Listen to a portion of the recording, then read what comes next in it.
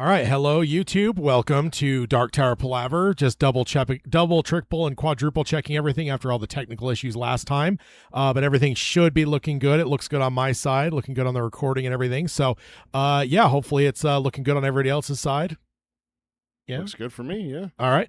All right, let's go ahead and hit the intro and get started with our 32nd book club, which is wild. We're getting way up there in these numbers now. Yeah. This is some round table numbers. I mean, at least within the first couple of years. So let's go ahead and hit the intro and get started. The Dark Tower by Stephen King. The man in black fled across the desert, and the gunslinger followed. Go then. There are other worlds than these. Death, but not for you, gunslinger. It's time we had our own palaver, I think, and it's going to take a while. And yet, dauntless, the slug horn to my lips I set, and blew. Child Roland to the Dark Tower came. We are content, one from many. Let the palaver begin.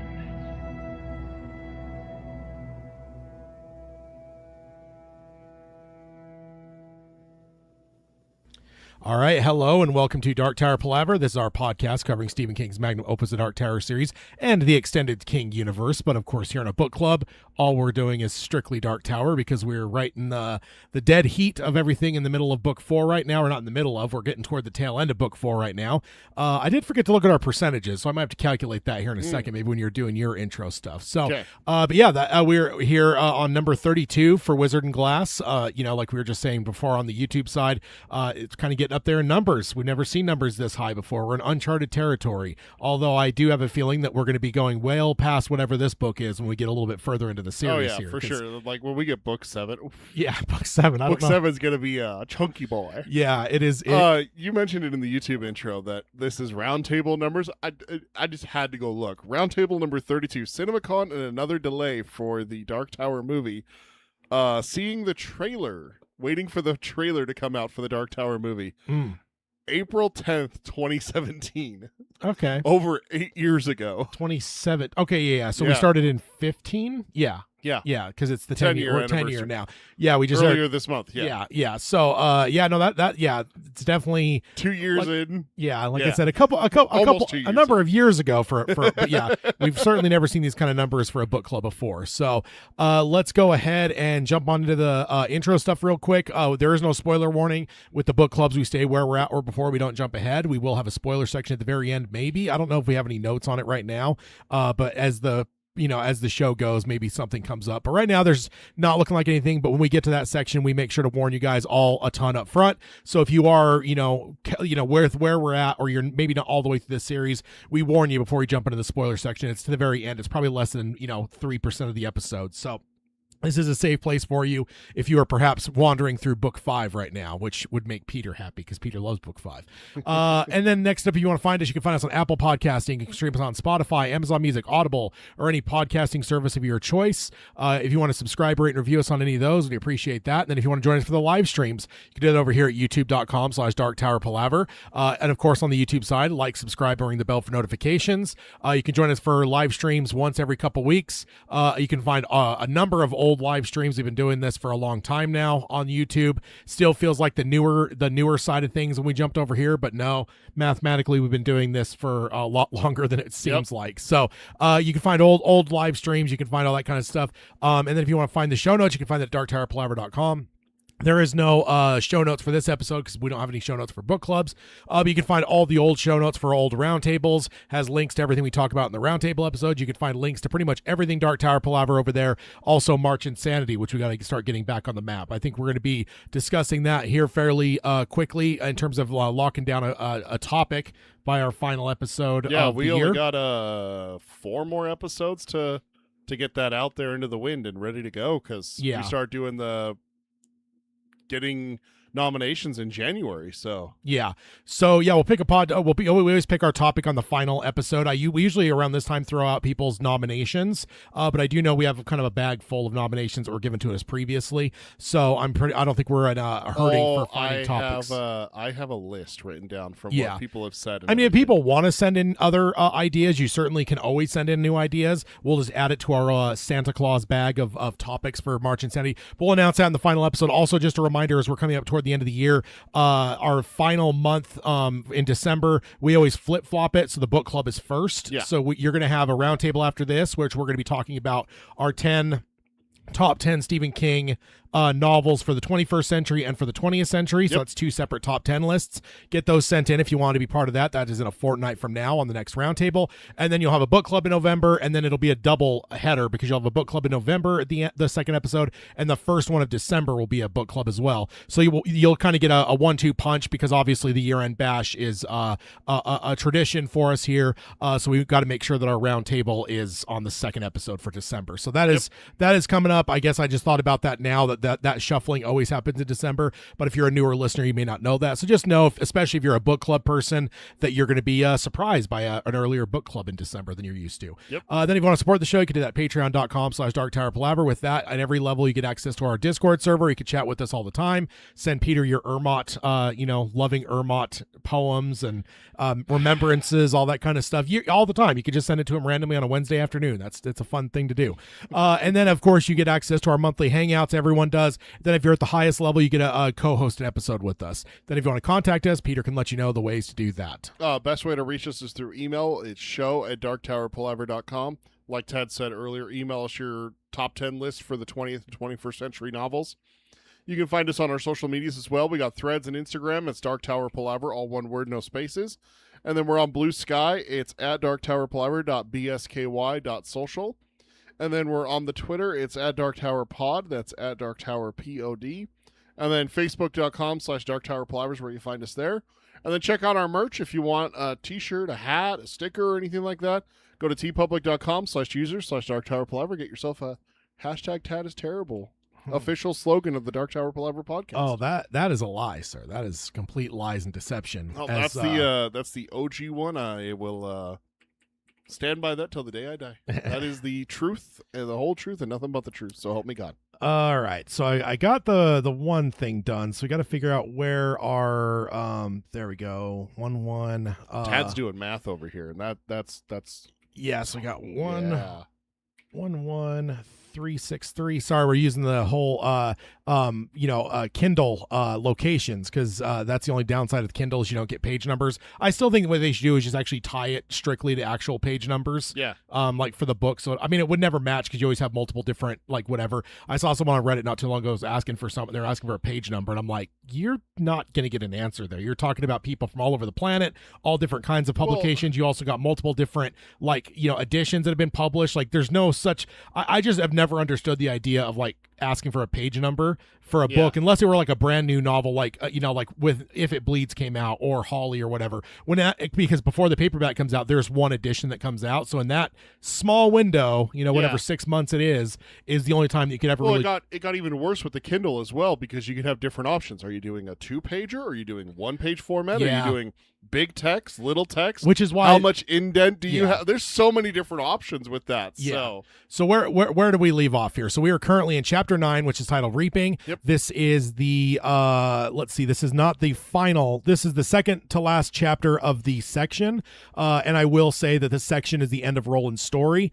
So we are getting very close to the end of Roland's story. We have one more full chapter. We will not be finishing chapter 9 in this episode, but that we will go from finish 9 and then go into 10 on the next episode.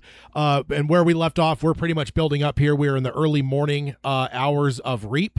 Yep. All of the stage is being set. I'm trying to remember some of the details of what we've actually. So I just feel like we've had multiple episodes now where it just feels like the board is being set for essentially the big. Yeah, so basically what's happened over the last few episodes, because it's kind of like a summary to get to us, because we can't just go back one episode.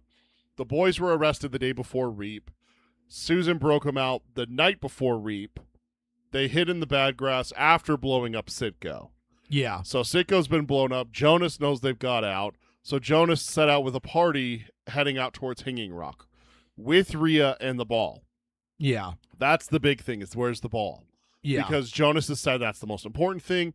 Roland knows it's the second most important thing as well for him. Most important? Second? Important. Yeah, Most when he because it was last episode that he kind of prioritized everything, right? Jonas or Roland? Because Jonas did. Yeah, that's right. Jonas did. Jonas made a list. He's like, the ball? No, yeah, the tankers? You're right. Because then the one guy's like, what about the horse? He's like, I don't give a shit about the horses. Yeah, no, it wasn't Roland. But I do think that Roland would actually prioritize it differently because the oil is pretty much the end of all civilization. What we were talking him, about last couple episodes. So Roland, Alain, and Cuthbert set out from the hut in the bad grass that Roland and Susan had used previously to make love. They set out from there. Sheemie and Susan are left behind at that hut. Yeah. They set out ready to set a trap. If it's a small party, they're going to ambush them. Yeah. If it's a larger party, they're going to have to ambush them, but be creative with it. And they got to get the ball and destroy the tankers because that's all that's left of the oil. Then come back, get Sheemie and Susan, and head to Gilead. Yeah, but then one of the last things we saw with Jonas is Rhea. The ball showed Rhea the hut. And we saw him asking Renfrew if he knew where a hut with a red door was. And we saw Susan there at the hut. So Jonas is like, "Where is that?" And then he told the party to turn around and head back to the larger party that's coming from Seafront behind them. And he's keeping a small group. And then he's keeping a small group and heading towards the hut. Yeah, and that's where we pick up. Yeah. So chapter 9, reaping is the title, and then we were starting at subchapter 10. So. Yep. Lot of happening here. We this whole story we've been dealing with the ticking clock. But we're pretty much at the point now where to reap. Yeah. Everything's leaning towards reap. Susan goes to the mayor's bed on reap night. Yeah. Everything comes to a head on reap. We eventually found out that the movement of the oil tankers and everything else was going to be on reap too. So I mean, we kind of suspected because the way King wrote this, it all just felt like reap, just felt like such a finish line. Yeah. That we kind of assumed that everything would culminate on this day. But we eventually found out later as we got into the story that it was actually confirmed that yes, they meant to move everything. Now, of course, they changed it because of the boys and they went a day early. So they went after the boys a day early, but they are still moving everything on reap here. Yeah, so the tankers are still just sitting at Hanging Rock, so they haven't moved. It's reaping day now, so here we go. So subchapter 10, Alain spoke in a low urgent voice to tell Roland they had turned around. Roland asks if he is sure, and Alain says that he is, and there is a larger group behind them, and that is where they are headed. Cuthbert says safety in numbers, that is all.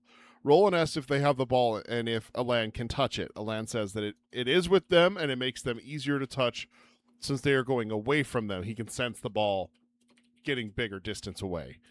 It's like a lamp in a mine shaft is what he says. Roland asks if Rhea still has the keeping of it. Alain says he thinks so because it is awful to touch her. Roland says Jonas is afraid of them and wants more men around him when they come through the bad grass, which is where they are currently hiding. That is what it is, what it must be. And then a direct quote from the book here. Unaware that he was both right and badly out in his reckoning. Unaware that for one of the few times since they had left Gilead, he had lapsed into a teenager's disastrous certainty. And that's the end of the quote there. Alain asks what they should do. Roland says they stay put and listen and wait. They have to bring the ball this way to get to Hanging Rock. Cuthbert asks about Susan and Sheemie. How do they know that they are all right? Roland sat down cross-legged and said, I suppose that we don't. But Jonas and his men will be back soon enough, and when they come, we will do what we must. And that's the end of the subchapter. That's the first subchapter for us. So yeah, I've got a couple short ones, but we do have one long one. We do have one long one, absolutely. And it is there's some medium ones too. And it's a doozy too. Yeah. My note here: the fact that King calls out this as one of the few times where he's lapsed into his teenager's disastrous certainty shows that he got most things. Most things I say wrong, but I think most things right, but worries me that what is going to happen. Yeah. Because it's like one of the few times that this has happened. He slips into that certainty. And we know one other time. I mean, I don't know, because I mean, we got him into the whole love thing with Susan, and there's some childishness there, but that teenage certainty, though, I'm not sure if we've really seen Roland with that. He's been very careful. There was what Cuthbert said to Alain kind of resonates with me at this point, is that he's wrong if he's right for the wrong reasons, then he's all the way wrong. And that's where I think that it's the certainty that Roland's certainty was to wait was correct, but for the wrong reasons, which still makes him wrong. Yeah. That's the one that I think of. But see, I don't think that's even teenage certainty. I think that's just he wants to keep, fucking this girl. And, so Yeah. like the rest of it, kind of what Cuthbert's getting around to ultimately, right? So because of all that, he's pushing everything off because he wants to keep living in this reality. And so like, I don't even give him credit that that's like the teenage certainty of like, oh, I can't die. I'm 18, right? Like there's just that certainty. We've all had it, right? Some of us, some people have kids in that age group now, but it's like, it's a real thing. And I do think that I would give Roland credit that he's not largely fallen into that throughout most of this story. Sure. But so this is not a good thing for me. Like, cause I'm just like, oh, right. It's I'm like, wait, King, you're not only showing us, but you're going to directly tell us that this is one of the few times that he's actually slipped into this. Like, that's not good right now. Cause we're about to hit, everything that we've been building to. And this is life and death, obviously, not just for Roland and his friends, but this could be the end of the world as we know it. Type thing, right? Exactly. If they fail to get these tankers, that's the end of Gilead. We've established that whether it's a week later, 2 weeks later, or 2 years later, Gilead's done. Yeah.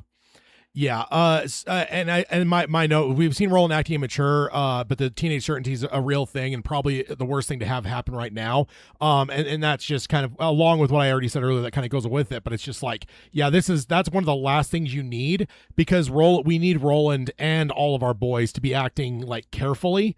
We need them to be, like, I don't know, cautious, right? Like the last thing we need is like that teenage devil may care. Like that's the worst possible thing that we can have from our boys. Especially Roland, because he is the gunslinger here, right? The other two, like they're in training, but like they're probably years removed from their actual trial, if all things were normal. So this not good.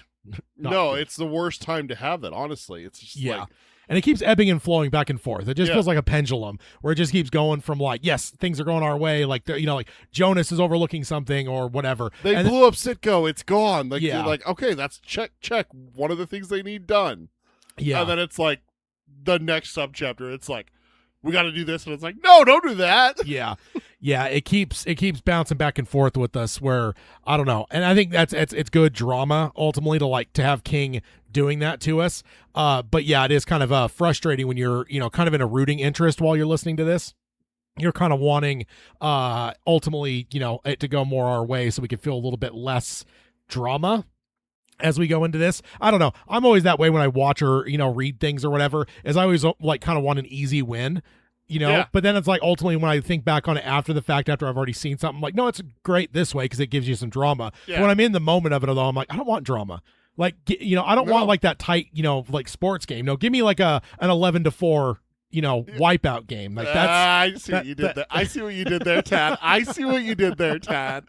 I always feel way more comfortable with that. And so when I'm reading something for the first time, especially, I'm always like, just give me a couple, like give Roland a couple advantages. Make, Jonas drunk. Make Jonas overlook something. Make whatever. And of course, I'm an idiot because if King actually followed that, it would make the story much less good. But I'm just rooting here, and I'm, I want it to. No, we want it to go the way that we want it to go. The thing that always is hard to remember with King is that it doesn't go that way. Like, we know it doesn't, right? Like, but how? Because Roland's alone. Like, it's alone, and we've seen enough references to all this to know that this isn't a good story. I mean, even Roland's preamble before getting into telling the story, which felt like 100 years ago at this point. Yeah.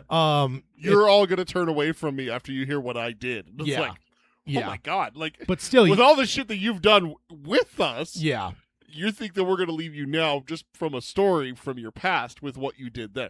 What did you do? That's what makes your mind race. And then you get into the story and you're like, no, no bad. Yeah.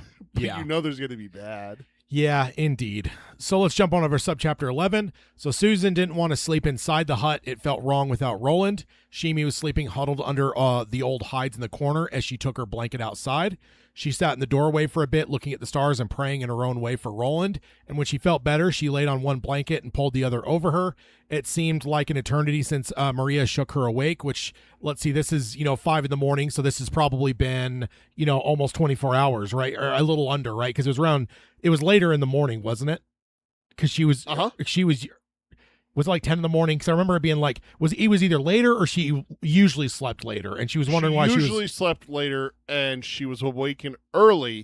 So, and she was wondering why the castle, Seafront Castle, yeah, was so busy this early. Yeah. So so ultimately, we are probably approaching the 24-hour mark of when she woke up last. So yeah, and that wasn't restful sleep, if we remember. Yeah. Remember, it took her a long time to actually get to sleep. Wasn't she having like nightmares too? She was having issues even just falling asleep. Yeah. And then she finally did something to where but by that point she probably already lost a good chunk of her sleep. And then to be awakened early. So she wasn't necessarily on like a good 12 hours of just solid sleep before she went into this 24-hour stretch. Because I've done 24-hour stretches, I've done 36-hour stretches, and I can tell you, they get tough, but it's tough when you had good sleep to prepare yourself. Mm-hmm. So like to do this 24-hour run without that prep, that's brutal. That's not to tough. mention, let's not forget that right before that sleep is when she had her second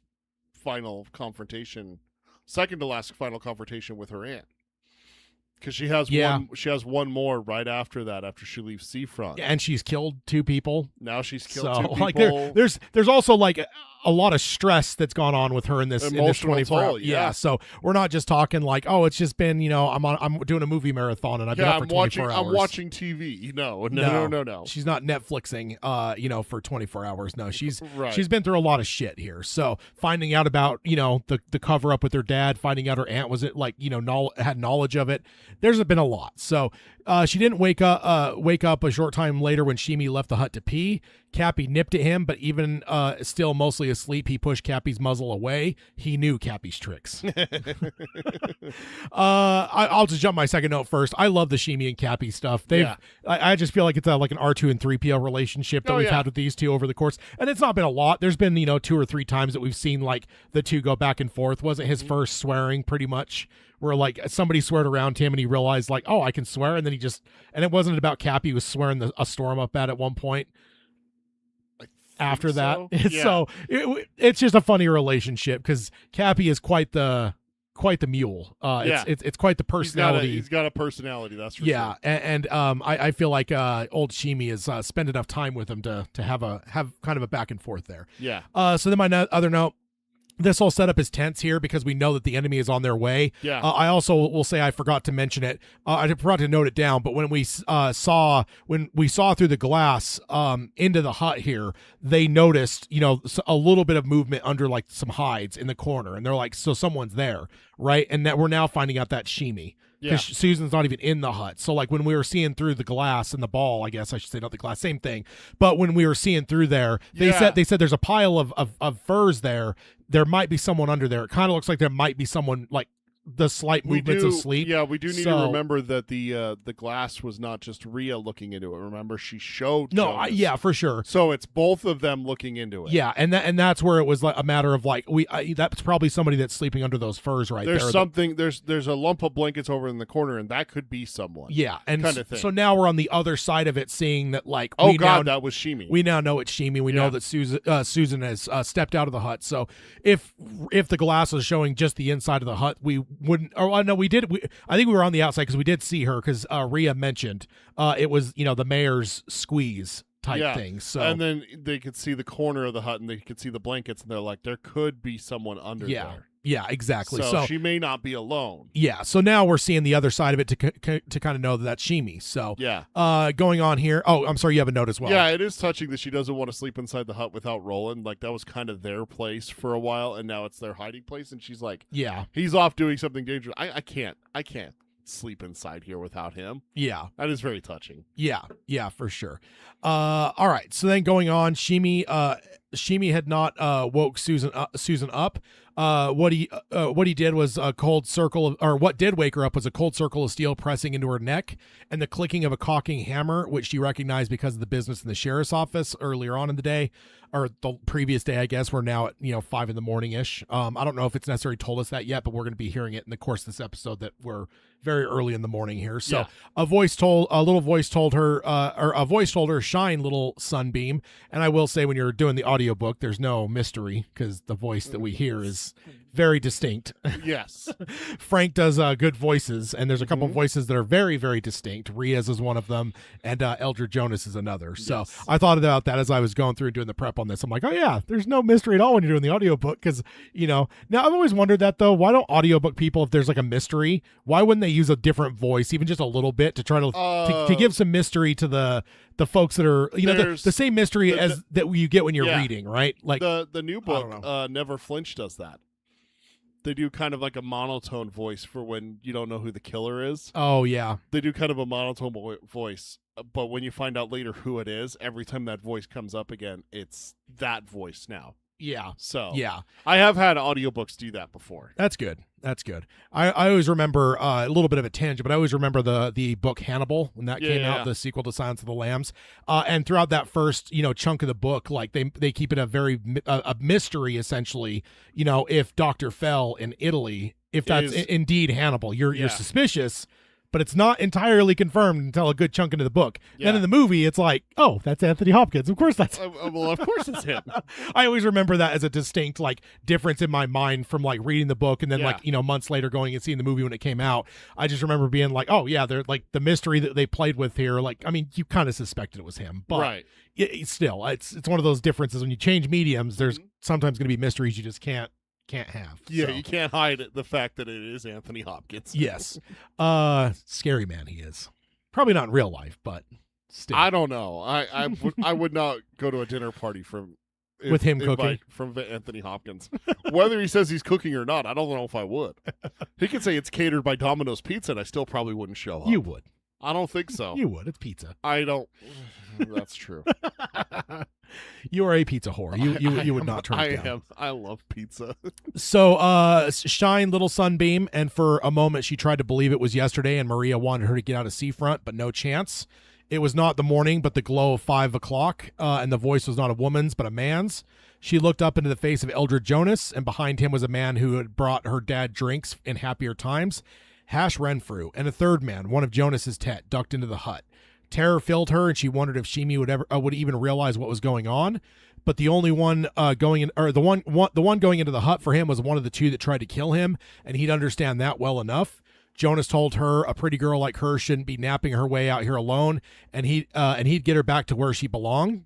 Clay came out of the hut saying nothing in there. Susan wondered where Sheemie was. So got a little bit of a mystery here. I mean, we kind of know what's going on, but she doesn't. She just she was just awoken by a gun barrel to her neck. So that is not a happy and a way cocking hammer. Yeah, that's not and I love that and I think it's one of my notes here, but I love the sheriff's office thing is the main reason she recognized the gun for what it was.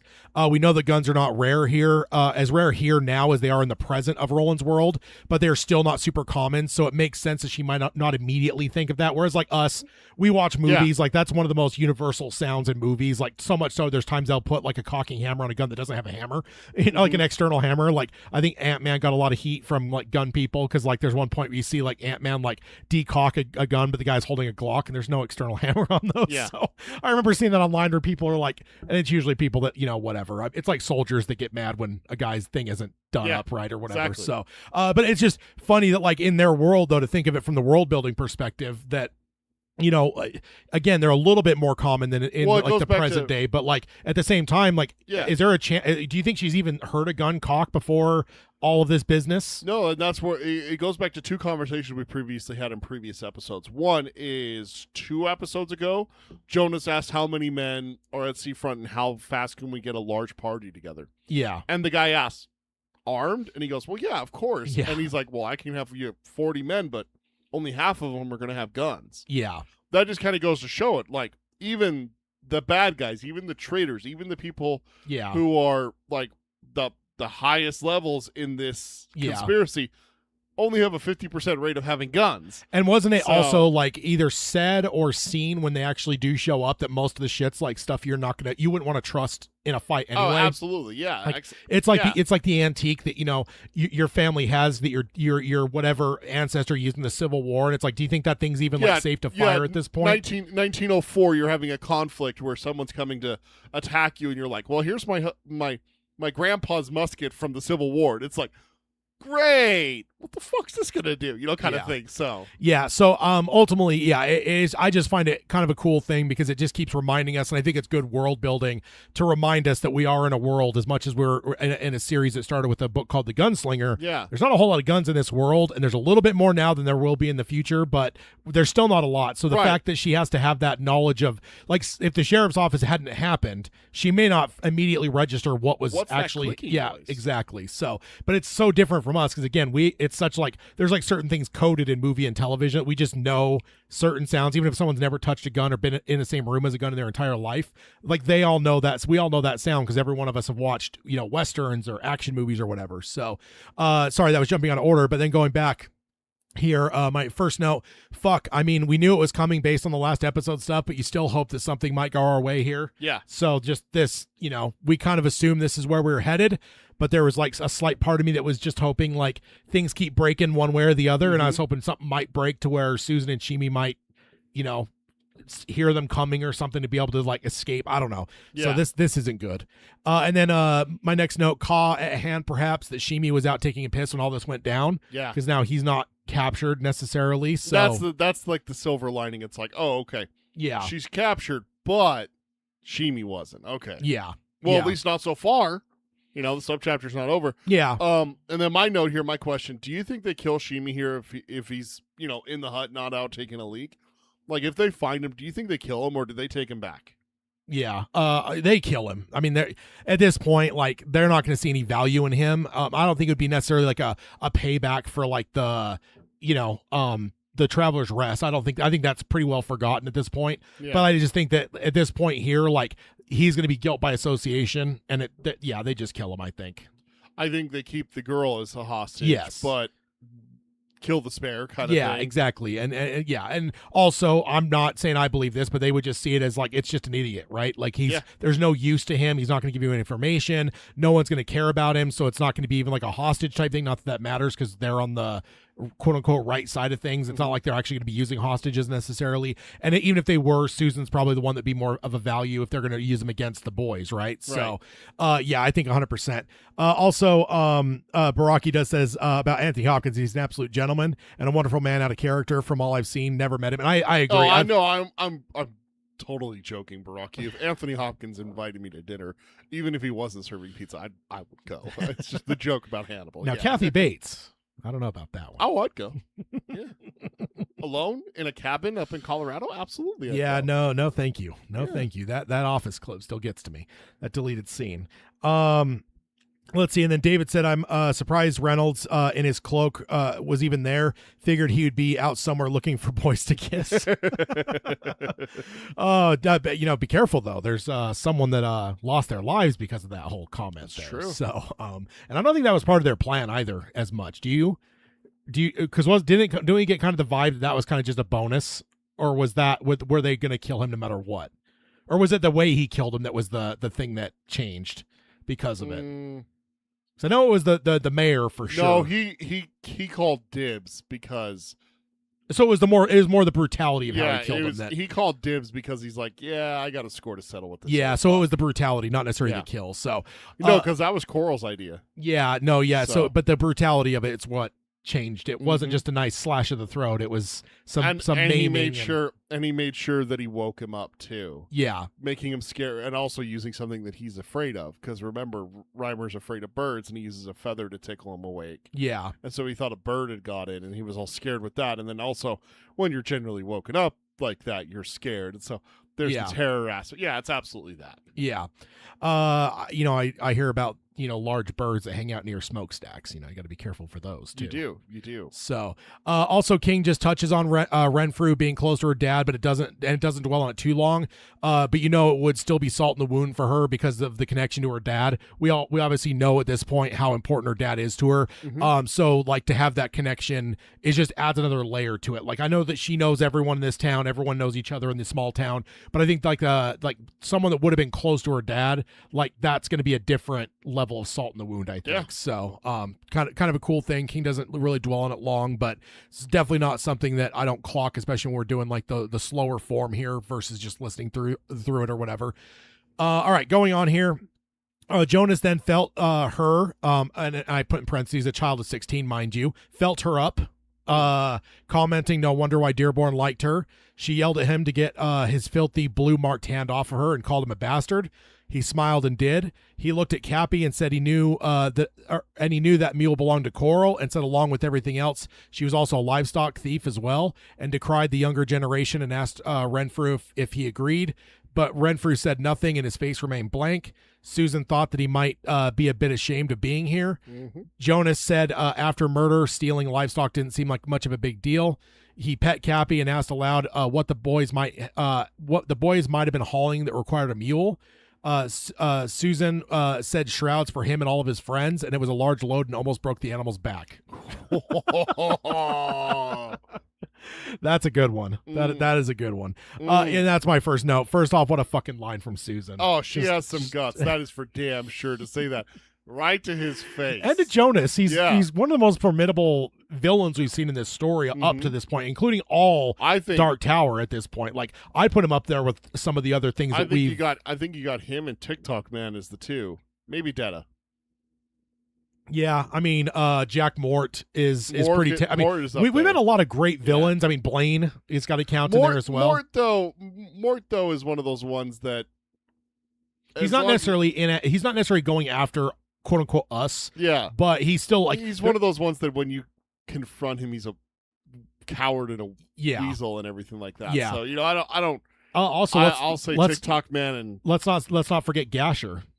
He was quite trig as well. And Flag, too. Yeah, so all those villains. All I'm saying is Jonas. Well, he's not a villain, but yes, he is. Jonas here. You're trying to slip that one by, but Jonas. It's kind of surprising. I remember reading the first time and being a little bit surprised that we actually got a villain that was so good at this point, because there had been so many great villains in this story. The fact that we're able to add a new one in so far into the series, and he basically holds his own to the point where it's like, yeah, he's one of the more formidable people that we've come across. So, for Susan, I mean, we've seen full-grown men that have been kind of terrified by him. So for this 16-year-old girl to, be throwing these lines at him like that, we got to give her ample credit here. Oh yeah, for this line. Oh yeah.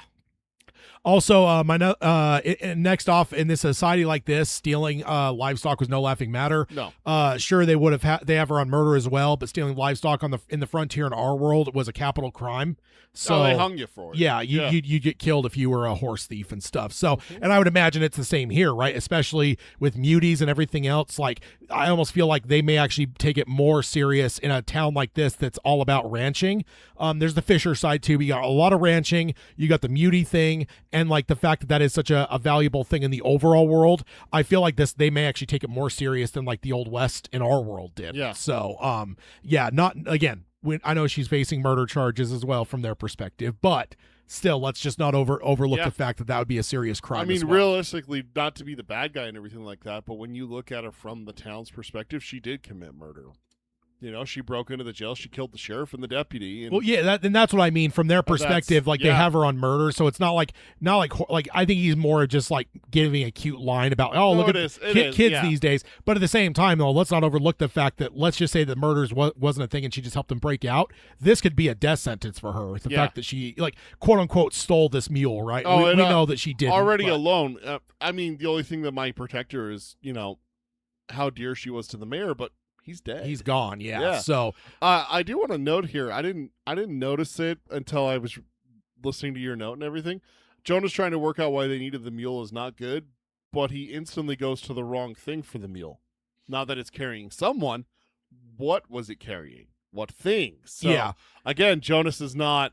Well, no, I think that's what he's talking about. He said, "What would they potentially be needing a mule for?" Yeah. So he's wondering what might they be hauling. Yeah, right? No, that's what I'm saying. It's exactly that. That's not what it's being used for. It's being used to carry Sheemie. Yeah, I mean, Sheemie wrote it out there and everything like that. So yeah, like that's the difference. I think Jonas isn't thinking that there's another person. He's thinking, what are they carrying? So he's thinking down that road. So it is kind of a misdirection that he's going that way instead of thinking who rode Cappy. Yeah, so a little bit of a miss there, but ultimately the fact that he's thinking down that route's not good. No. He is far too smart of an enemy. I think that's the good thing that King does throughout most of his stories, but throughout this series up to this point as well, is I feel like he doesn't usually make like pushover villains. You know, I No, feel he like with King, he always ends up making like really great villains that are very trig, you know, and stuff. And I think that always like amplifies the drama, because I don't think there's very often that we run into villains that are just like disposable necessarily. No. Like even like Sylvia Pittston, like a low end villain of the series up to this point. Sylvia, you know, because she was able to command the whole town, she ended up being a pretty formidable, you know, threat there. So Yeah. it's like, well, look at like Gasher. yeah, Like that's He the was- errand boy. yeah, and he ended up being and he like. ended up beating Roland, but Yeah. he got the best of not beating Roland, but he got the best of Roland there. Yeah, no, yeah. You know? I mean, it's all Oi's fault, of course. No, attacking because- the boy, no, distracting no, him all, no. allowing Gasher to you know No. get in that position and No. everything. So, It's their fault for not remembering Oi. It's their fault. oh, and that's why he attacked Jake. He's like, "You forgot me, you motherfucker!" Ah! Bites into his hand Christ, you're just the with his little razor needle teeth. You know, little monster. It's like a Saint Bernard. Hashtag Tad is terrible. Oh man, Slander the second most See, loved. you almost No, you- I knew. you the almost- second most loved character in all of Dark Tower Palaver. Brocky dastardly Oi, shake my head. Oh man. So going on here, he told her a saying from his home that clever girls go to hell. He was petting Cappy, and Cappy was clearly enjoying it. He asked Susan if it had crossed her mind that fellows who unload their pack animals and split up what was being carried, and they take the goods away, they're probably not coming back. Susan didn't respond. He told her they left her high and dry, and fast fucked as fast forgot, and then asked if she knew where they went. So a little bit of a psychological warfare there, kind of plant some ideas in her head, and then like not just the, you know, usually when you split things up, you don't come back type thing, and then on top of that, fast to fuck is fast to, you know, forget. They left you high and dry, girl. Yeah, so there's a few different ways he's manipulating her there before actually asking the question. So again, good on him. Again, you're dealing with a child as well, 16-year-old. You're not dealing with like a hardened, you know, 30-year-old badass, you know, like, you know, whatever. No, she's a kid, so you might actually, you know, coax that something out of her. So And also really smart of her there. It's not one of my notes, but it's also really smart of her there not to say something because, again, Jonas is going down the wrong road. But if you say something to kind of like try to encourage that, he might catch on like, that's weird. Why'd she say that? Why? What? Wait, hold on. What? Let me back up a step and be like, oh, what if it's not carrying things? What if it's carrying? Hey, there's someone else here. Quick, spread out. yeah, You know? fan out. Fan out, Although it's yeah. a small group, so I don't know how good fanning out would do in this tall grass. True. We've also, I mean, what did we see in the last episode or the episode 2 episodes ago? We had like the specialist, I think it's Renfrew, like every 20 minutes he was stopping to recalibrate with the stars because he was worried this entire group they were with. Kids would get lost and die in the bad grass. Yeah, and like to me, I'm like, well, kids are stupid. Like that kind of makes sense. But then when you get like, essentially, like I almost think like Renfrew, like being one of the people that know this area so well, I'd almost feel like that's like being on the frontier and having like a trapper that really knows that region. The guy. If he's gonna get yeah. lost, like you've got to be careful. So for him to actually every 20 minutes be like, oh no, let me recalibrate the stars, make sure we're still going the right way. That kind of shows you this is not. This isn't just like, I don't know, the Jurassic Park scene where it's just like, oh, there's 20 yards of tall grass. Like, no, this is like a fucking maze. So And it's a large section. yeah, too. exactly. So she said yes, but barely in a whisper. He said that if she told him, it would go easier for her, and Renfrew agreed, saying that they are traitors for the good man. She told Jonas to come closer, and when he did, she spit in his face. He recoiled, called her a bitch, and slapped her hard enough to drive her to the ground. She saw stars and could feel her face. She felt her face would swell, and thought if he had hit her a few inches lower, it would have broken her neck, which she thought may have been for the best. She wiped the blood from her nose. Renfrew had taken a step forward, but stopped himself. So a little bit of I didn't have a note on this, but I'm guessing Renfrew, kind of one of those things like, oh, some grown man hitting a child, like maybe stepping in to stop it, but did stop himself. Again, going back to like, I think that might even be that fear, right? Like a man like Renfrew, like Jonas is not someone to fuck with. So again, going back to Susan being a badass here. Jonas turned to him and told him to put her on a horse and tie her hands in front of her tight. He raved at her a bit for spitting at him. Reynolds, had been holding out a neckerchief. Jonas took it and wiped his face. He hunkered beside her hair and wiped the neckerchief with it. He pulled her up to her feet. He told her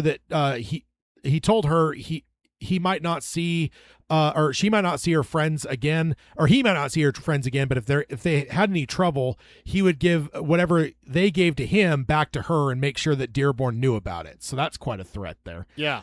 Especially because we kind of know what's coming. So it's Yeah. like, please make sure Jonas gets killed and all Yes. that's going to be coming, because that's not a good threat, and he's the kind of guy that would actually follow through on it, I think. So he gave her a bitter shove that almost sent her sprawling again, and he told her to get mounted before he decided to change her face with his knife. And that is the end of the subchapter. So, and then real fast before you delve into your notes, I got to get to one that David said in the chat that was about this part a little bit ago. He said, "Clever girls go to hell" is not a saying, Jonas, and you know it.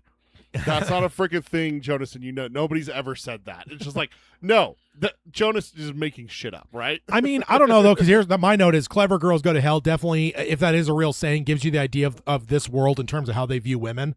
Yeah. Right. Like, and I think our world was like that, 100 or so years ago, when it's like, a woman was to be seen and not heard type thing. There was a whole like chauvinistic mentality. And it's like if that is a true saying that he's not making up, which could very well be the case too.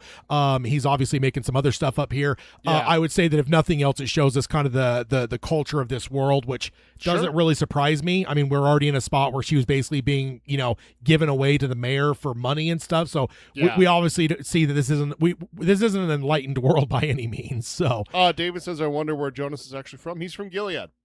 Well, he's at least from the inner baronies. He's a failed gunslinger. So yeah, but I don't know. He has to be from one of Gilead's proper, right? Like, yeah, even if it's Gilead West, it's still he would have been training in Gilead for the gunslinger Gilead, stuff. Yeah, but we don't know where he's from ultimately. I guess that's true. Because I think that's the idea we've always had, is there's like those outlying areas, like the places the boys pretended to be from. Yeah, only one pretended to be from Gilead. So I'm sure that all the ones that would become gunslingers were like brought into Gilead. That's really like the only little bit that we know about like the gunslinger process, is that it is the inner baronies, I guess, right? Like Magus is not an inner barony; it's an outer barony. It's way out. So it's a lot more fringe. I always think of it like, if you're thinking again, if we're thinking what was the one that Cuthbert's from, New Canaan or something like that, which is actually part of Gilead. Yeah, well, no, he's the one that they actually said was from Gilead. He was the one, because the other two were the story was they were from different areas.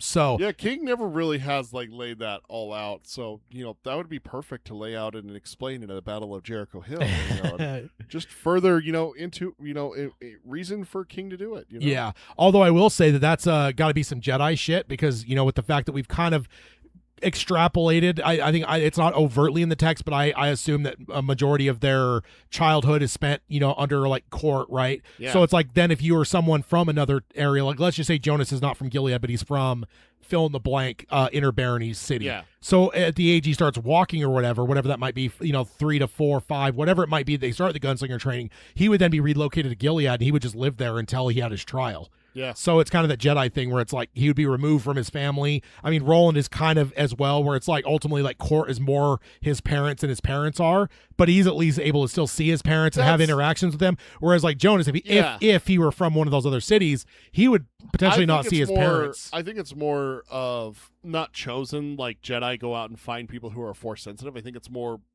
old school medieval kind of thing.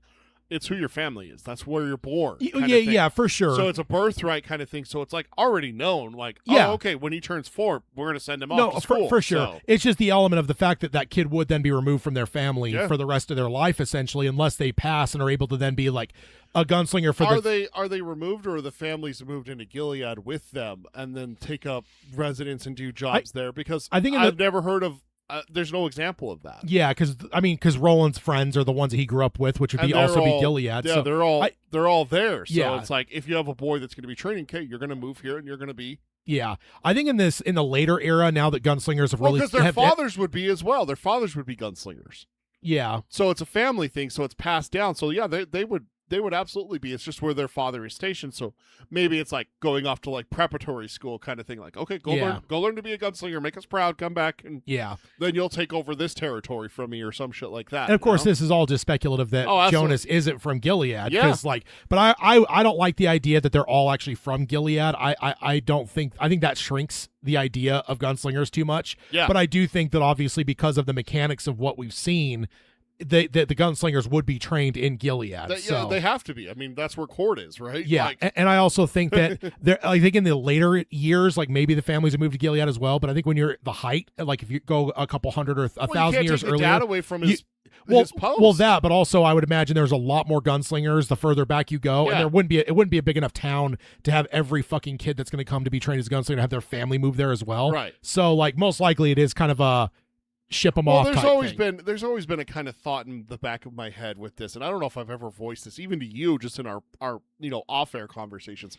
I've always kind of felt that there is like gunslingers, and then there's like Arthur L. descendant gunslingers. Yeah, know? I think there's an extra element to Roland. That's that for sure. Right. But like I don't, even over like Cuthbert and Alain, they're of that, but they're like once removed kind of thing. And I don't think that, I think they're, because I mean Roland is like, his line comes from like one of the like a whore that slept with Arthur L. So it's a bastard kid. So like that's all that's left is what they say. I know. So I don't think that anyone else is actually attached to him. I think when they say like if they ever say anything about being attached, I think it's more of like a not bloodline, but just like the fact that they're of that.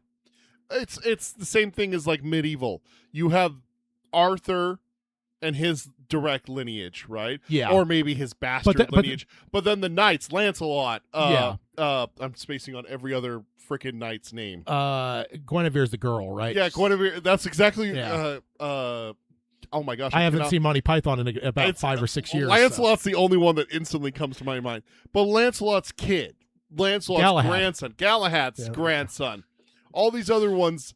All the other, but I think they would tie themselves. They would be tied to Arthur's. But they would be nobility, but they would not be royalty. Yeah, and I think that's what I always have taken is that's what Cuthbert, Alain, Jamie de Curry, and all these other gunslingers is their nobility, but not royalty. Yeah, and I don't think there is necessarily a royalty because we see that the gunslingers governed by almost not a council, but Stephen's the head of it. Yeah, but it's still not.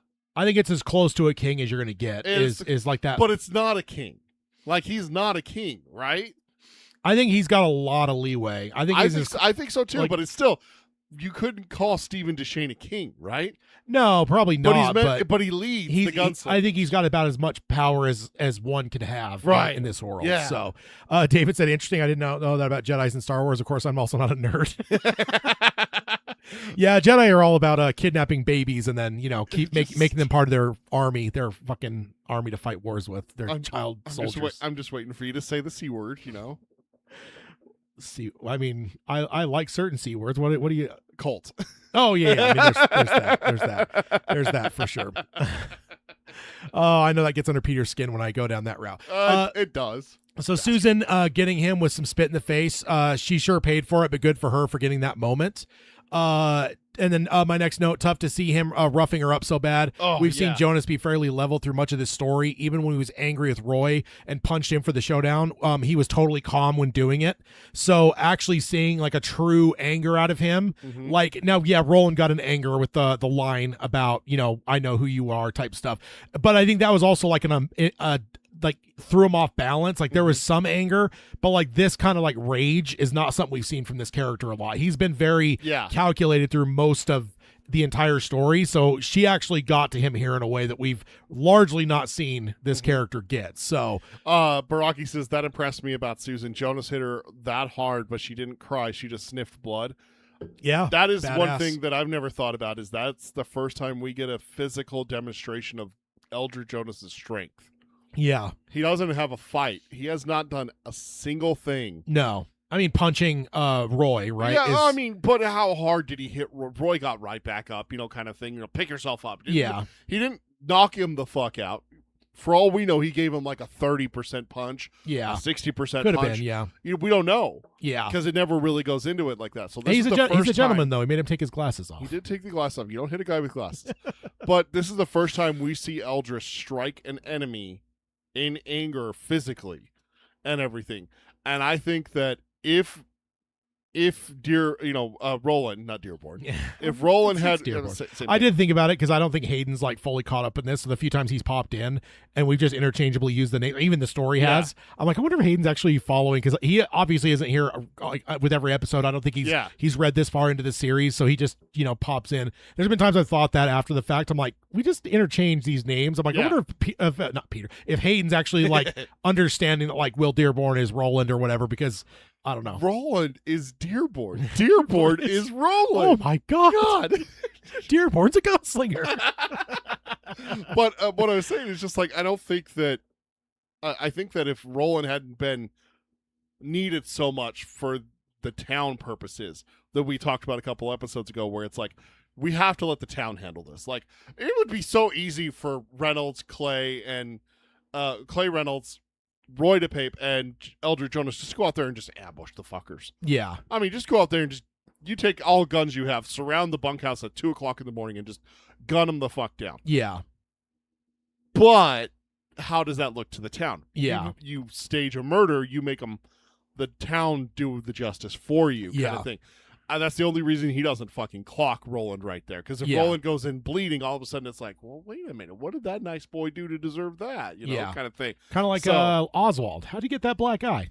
That's weird. I don't know how that happened. What? 3 broken bones? I don't know what happened. Yeah, that's weird. And you mentioned it, but just reiterating, a second time we've seen someone really get under Jonas's skin. Yeah. The only other one is Roland about being a failed gunslinger. Yeah. And the only reason, and again, what I just said, the only reason he didn't touch Roland is because he couldn't. Yeah. So what if he could have? What would he have done to Roland? Yeah, indeed. My next note, him wiping the neckerchief with her hair is super specific, but so insulting, and it just totally fits the kind of person he is. Also, his threat to return any trouble the boys give him back on her is not great to hear since we kind of know their plan. Again, like I said earlier, hopefully he doesn't escape this because I would be very worried because I don't think that he's one that gives idle threats. No, yeah.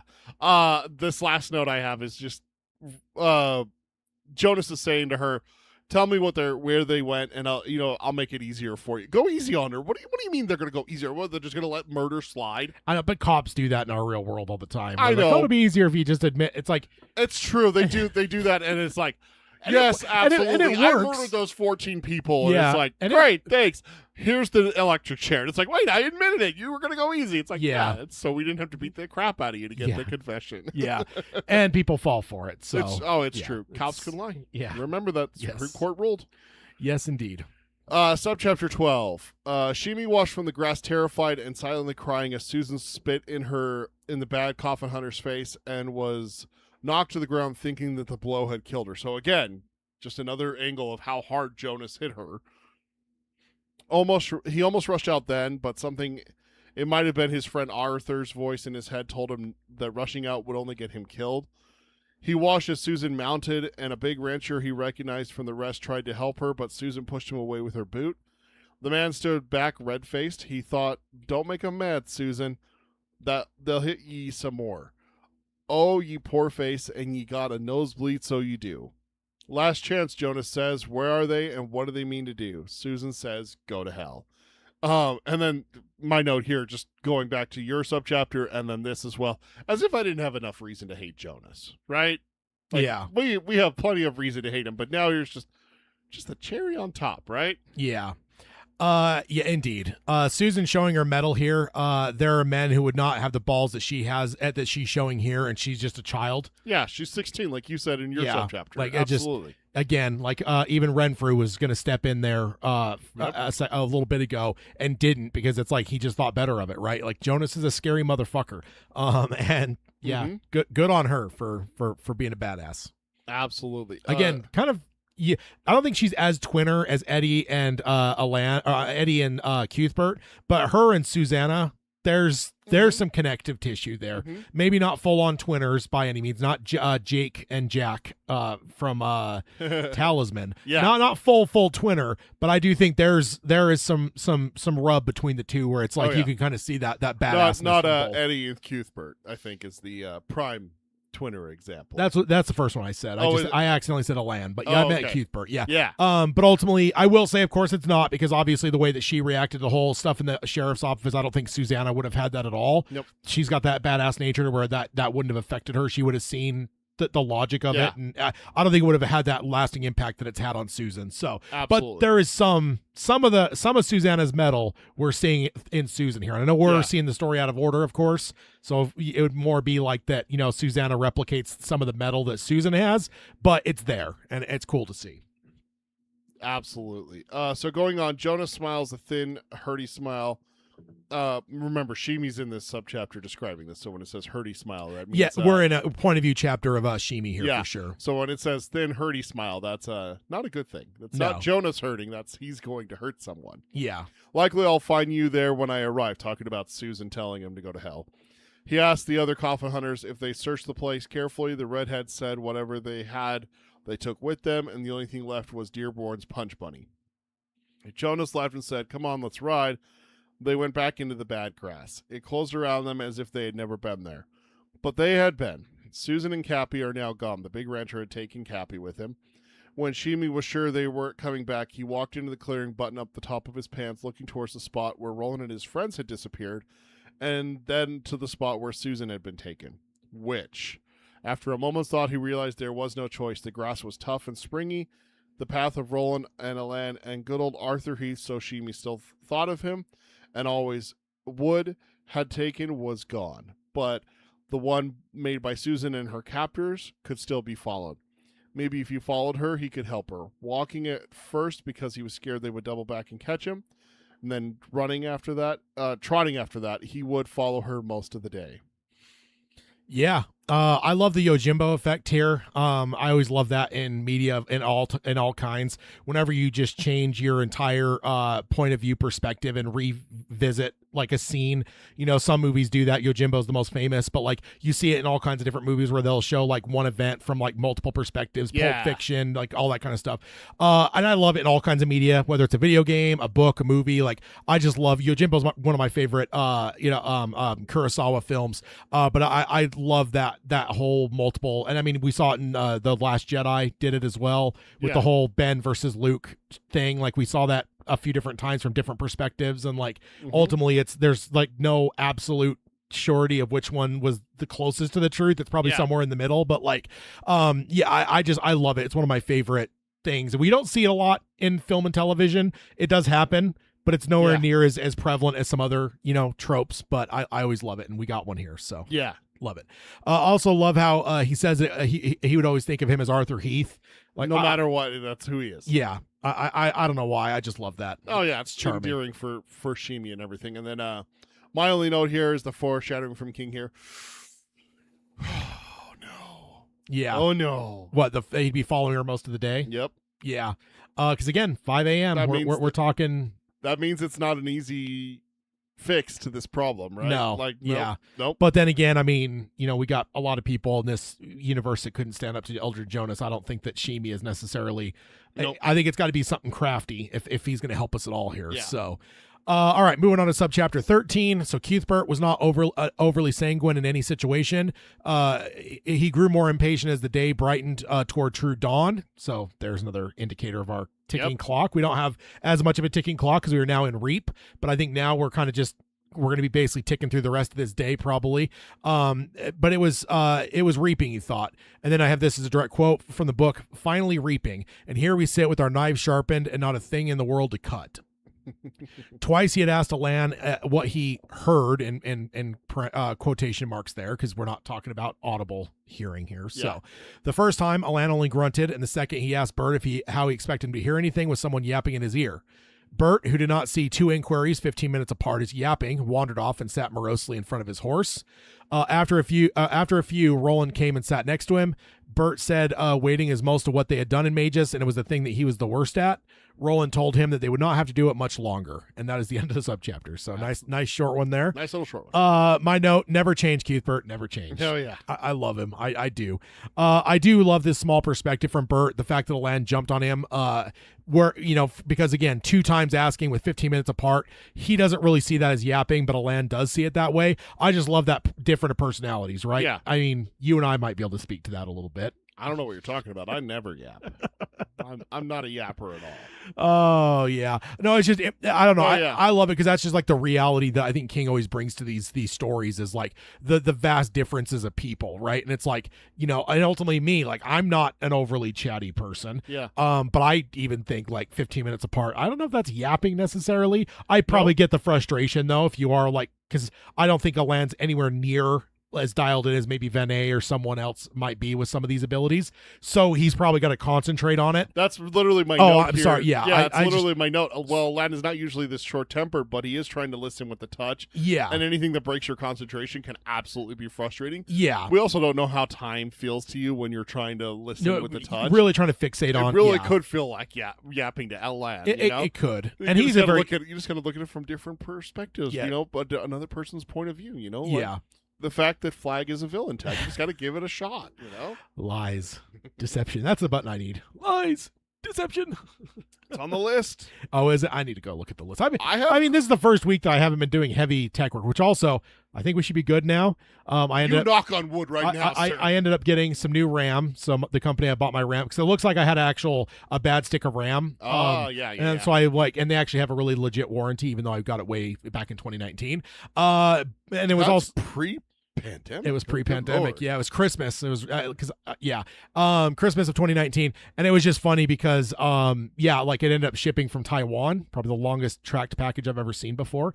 Because so got the new RAM in there. I'm upgraded to Windows 11. Because that Windows 10 is now dead. Rest in peace. But no, yeah. So hopefully no more tech issues. There was like the slight issues we had last week with like the whatever, but hopefully we're done with any kind of issues now. So. And then my last note, Bert is also not wrong. Most of the 3+ months they've spent here has been waiting, but not much longer, Roland says, so let's fucking go. Yeah, right? Like we're ready to go. Yeah. Can't wait. And that's the end of the subchapter 13. Now we're into 14, right? All right. So Jonas' company reached Fran Lengyll's party about an hour after the sun had topped the horizon. There's a time for you. Sun's up. Also, I just want to pause. I forgot to mention it. I am proud of the chat. We got 67% saying yes to R.I.P. Ermont in the. There's 3 votes. Calm down. And your freaking emoji is disgusting. Oh, I also can't vote. I guess they don't give the hosts voting rights. I guess I just create the polls. I guess I can't vote in them. No, you can't vote in nonsense. them. No, it's kind of funny. No, it's accurate. It's just and fair. It's not accurate. Well, it's not accurate. It's wrong. Anyways, so they had made camp and Brocky, R.I.P. Good Snake. No, stop it. They had made camp, and Quint and Rhea and the others were there too. They were all drinking coffee. Lengyll started forward, saw Susan, and drew back a step as if he wanted to find a corner to hide behind. There were no corners out there, and so he stood his ground. He didn't look happy about it, though. Susan nudged her horse forward, dodging a reaching Reynolds, and called, "Why, Francis Lengyll, imagine meeting you here." "Susan, I'm sorry to see you so," he said, flush crept closer to his brow. "It's bad company you've fallen in with, girl, and in the end, bad company always leave ye to face the music alone." Susan actually laughed. "Bad company, you would know about that, wouldn't you, Fran?" He turned to walk away, awkwardly and stiff in his embarrassment, and she kicked him squarely between the shoulder blades. He went down on his stomach, face widening with shock. My note, good. I love the, oh shit, gotta hide thinking, but then realizing he can't, so he just has to take it and just has to face her. Yeah, and I think we've all experienced that moment too, where you run into someone that's the last person on the planet you want to run into, or you've seen someone else experience it. You've been there to witness that whole scene happen. Yeah. So I feel like it's just a universalism that we've all dealt with at one point or another. So and this is definitely not a great place to have that because there's nowhere to hide. Nowhere to run, nowhere to hide. And then kicking him is great. You love to see it. Too bad he didn't hit a rock and fall down and die. I know, just falls. And Yeah. Yes, indeed. It would have been better if he had, right? Like it would just make me feel better, is what I mean. Yeah, exactly. Absolutely. Exactly. He deserves it. And then my last note here. He can't hide being a traitor now, can he? No. Like it's out there. Like no hiding. Yeah. Renfrew shouts at her and fetches her a wallop to the side of the head. It was the left side this time, and even things up a little bit. She would think when her mind cleared a little bit later. She swayed in the saddle but kept her seat. She didn't even look at Renfrew. She only continued to glare at Lengyll, who had managed to get to his hands and knees. He wore a dazed expression, and then I took a quote here from the book. "You killed my father," she screamed at him. "You killed my father, you cowardly, sneaking excuse for a man." She looked at the party of ranchers and vacs, all of them staring at her now. There he is, Fran Lengyll, head of the Horsemen's Association. As low a sneak as ever walked. Low as coyote shit. Low as... And at that, Jonas cuts her off by saying that is enough. Watching Lengyll scuttled back to his men, and Susan was delighted to see it was a full-fledged scuttle with his shoulders hunched. Rhea was cackling, rocking from side to side, and making a sound like fingernails on a piece of slate. Ha. No. That's... Rhea, just keep being you. No, just stop it. No. You love to just hear a witch cackling. Cackling is fine, but the with the nails? No. The sound shocked Susan, but she wasn't surprised to see Rhea there. It could never be enough, Susan said, looking from Jonas to Lengyll, with an expression of contempt so deep it seemed bottomless. For him, it could never be enough. Jonas said, well, perhaps, but you did quite well for what time you had. Few would have done better. Listening to the witch cackle, listen to that witch cackle, but we'll shut her up soon enough. Yeah, again, badass Susan here, calling him out, hopefully exposing him to any townfolk who might be here. Might not matter, because, I mean, it is out in the open here, but ultimately, like, these are a lot of traitors here, so I don't know if, like, they may even be in on it, but still, at least, it's bringing into the light, out of the darkness, something. I wonder here, if it's a little bit where it's like, yeah, I'll sell horses and oil to the good man. That's not really hurting anything.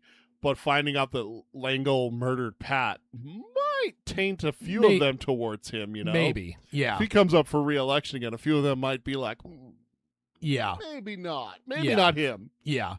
And then, of course, the kick is great. Oh, yeah. And then, Rhea. And the scuttle. Yeah. Scuttled. Yeah. And then my next note, and Rhea in this context has to be strange for anyone, but especially for Susan, who's actually been to her hut. Yeah. Because, like, she's a very contextual character.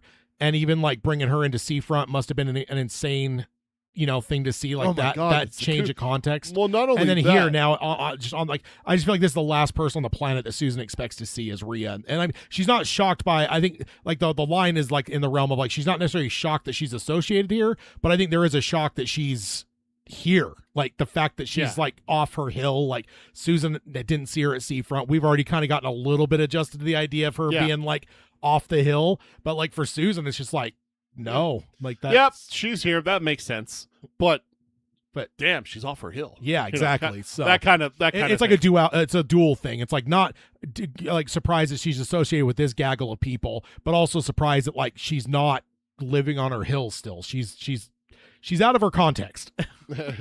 You're not where you're supposed to be. Yeah, exactly. Go back. And then I love the look of contempt as well that she gives. Yes. Like that's great. So, gotta love it. And then, yes, please shut Rhea up. Like everyone, please shut her up. So going on, Jonas calls for Clay and asks if he can get Sunbeam back to Seafront. Reynolds says he thinks so. Tried not to show his relief at being sent back east instead of going west. He had a bad feeling about Hanging Rock, Latigo, and the tankers. The whole show, really. He asked Jonas if he should go now, and Jonas says, give him a minute. Mayhap there will be a spot of killing right here. Who knows? But it is the unanswered question that makes it worthwhile to get up in the morning, even when the leg aches like a tooth with a hole in it. Wouldn't you say so? Reynolds says he has no fucking clue what Jonas is talking about. I don't know. Yeah. Jonas calls Cy Renfrew, watch our pretty Sunbeam for a minute. I have a piece of property to take back. His voice carried well as he meant it to, and Rhea cackles, cut off suddenly, as if severed out of her Do you think there was a record scratch? Nobody knows what it is, but they just hear it. Like, oh, that was weird. I haven't heard that before. her cackles cut off suddenly, as if severed out of her through a knife. Through with a knife. Smiling, Jonas rode towards her cart. Reynolds and Ipe falling in on his sides without a signal or word. For every step Jonas's horse took, Rhea shrank back a little in her cart. Her eyes shifted, looking for a way out that wasn't there. She called them to keep away and raised a hand toward them, clutching the ball with the other hand even more tightly. Keep away, or I'll bring the lightning and strike ye dead where ye sit your horses, and your friends too. Jonas thought Roy hesitated briefly at that, but Clay never did, nor did Jonas himself. He guessed there was a great lot she could do, or used to be able to do, but that was before the hungry glass had entered her life. Yeah. And I mean, I think that I would say that like he thinks that she might have, but I think there's a lot of bluster with her. Like, I think there's certainly some magic that she could have done in her, but I think like calling down lightning is probably well beyond her capabilities, even at the very beginning of the story before the ball entered. So, but yeah, it's funny. So we saw Jonas getting bad vibes a few episodes back when he was considered just running from it all. Now Clay has bad omens. It makes me hopeful as a reader. Roy is probably too stupid to understand good or bad omens. I don't know. Roy's never really impressed me much. No. Clay, he's trig, so Yeah. it does even Jonas says that a couple times. Yeah. And of course we got to give credit to Roy. He hasn't been with Jonas as long, so maybe 5-6 years in the future, if they had stayed together, like if this works out for them and they end up, whatever, maybe Roy ends up being as capable as Clay is right now. But he's still young. Overall, he's young and kind of stupid. So also got to love Jonas being a little extra here, very performative to make sure Rhea knows what's coming. Yeah. Like, I don't know. It's not an ambush. It's not something that they just like sneak up and take the ball or anything like that. And he's like, nope. Yeah, he's making it's almost like he's torturing her. Like, it could be part that, but it could also be part showing off his authority to Renfrew's men. Yeah. And Lengyll's men here. Yeah. I guess this would be Lengyll's men, the party that they came to join. Yeah. So I mean, does it matter at this point? No, I think that's the thing, is like, this is all Jonas kind of, all right, I've never really like led these men. Let me show them who I am, kind of thing. What better way to do it than to make an example of someone that they are fucking terrified of? Yeah. I mean, think about that for a second. Like, Rhea's someone that, this is someone like, I cross the street, get on a horse, ride 3 miles out of town to go around her if I saw her on the street, kind of thing. So if Jonas puts her in her place, how much should I be afraid of him? Yeah. So I didn't think about that till you said that. Yeah. It's definitely interesting. Doing the theatrics for them, but also he might enjoy it a little bit. She's got his precious. I mean, he's not hoodwinked by the ball. What? No. Yes, but so fitting that the ball has drained Rhea of her powers. I mean, how often do you see that, right? Yeah. Like, it's this powerful token, it's this powerful thing, but like the ring of Mordor, kind of thing. Yeah. Drains you of your powers. And then in my last note here, this is going to be a fun scene to watch. Yeah, indeed. And that's my next note. Yeah, I would make this whole scene almost unbearable because of her constant laughter going on. Make it feel like nails on a chalkboard for the audience. Because, like, there's one thing to have, like, a very abrasive laugh, but, like, there's ways to, like, tone up the high end of the frequency and, like, make it really loud in the actual mix so that, like, it is actually, like, fucking insufferable. Grating on your ears. Exactly. So then when Jonas gives that line and it cuts dead, I think it would just be a very effective scene. So yeah, absolutely, indeed. So going on, Jonas reached the side of her wagon and held out his hand for the ball. Give it to me. It's not yours and it never was. One day you'll doubtless have the good man's thanks for keeping it so well, but you must give it up. She screamed, a sound of such piercing intensity that several of the Vax dropped their coffee cups. Again, back to what you're saying, I think you could just take it and make it a little bit supernatural there. Just like her cackles. Like the Dune. Yeah. The Dune thing. The Dune, I also think of, like, I know you haven't watched it, but like there's like The Witcher. There's some stuff in the Witcher series on Netflix that they do that with. Yeah. So Gandalf with his whistle and everything like that. Well, no, and like when he's like yells at Bilbo. Oh, yeah. I'm not trying to rob you. Yeah, it's I was thinking of the whistle when he calls Shadowfax. It's not exactly like a normal whistle, but like little bit magicked up, if you will. Yeah, I mean, we just saw it in Harry Potter too. Yeah, they put their wands to their neck and then they're able to project as though they have a PA system. Exactly. And she screamed a sound of such piercing intensity that several Vax dropped their coffee cups. At the same time, she raised the ball above her head by the drawstring so that the ball swung back and forth inside the bag. I'll not, she howled. I'll smash it on the ground before I'll give it to the likes of you. Jonas doubted that the ball would break, hurled by her weak arms and on the springy mat of the bad grass, but didn't think it would come to that. Clay, draw your gun, he said, and didn't have to look at Clay to see that he had done it. He saw the way... I just picture there? Yeah. It's like Red Dead.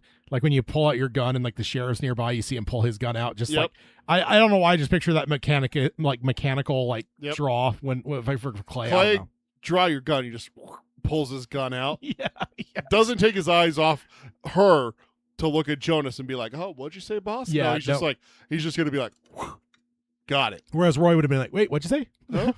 What do you want me to do? Suddenly this has turned into the Bash Roy podcast. Like, He saw the way her eyes shifted towards Clay, meaning that, he drew his gun. That's how he knew that he had done it without even asking a question. yeah. Jonas says, I'm going to count. Just a short one, and if I get to 3 and she hasn't passed that bag over, blow her ugly head off. Aye, says Clay. I go 1, 3. At this point, I much want Rhea. Very much want Rhea to die. We all do, right? She's pretty terrible. She's not beloved like Flag. No, we want him to die too. We Never. all do. Yes. Never. Yes. So he starts to count. 1, he watched the ball swinging in the bottom of the upheld bag. 2, enjoy hell, Rhea. Goodbye.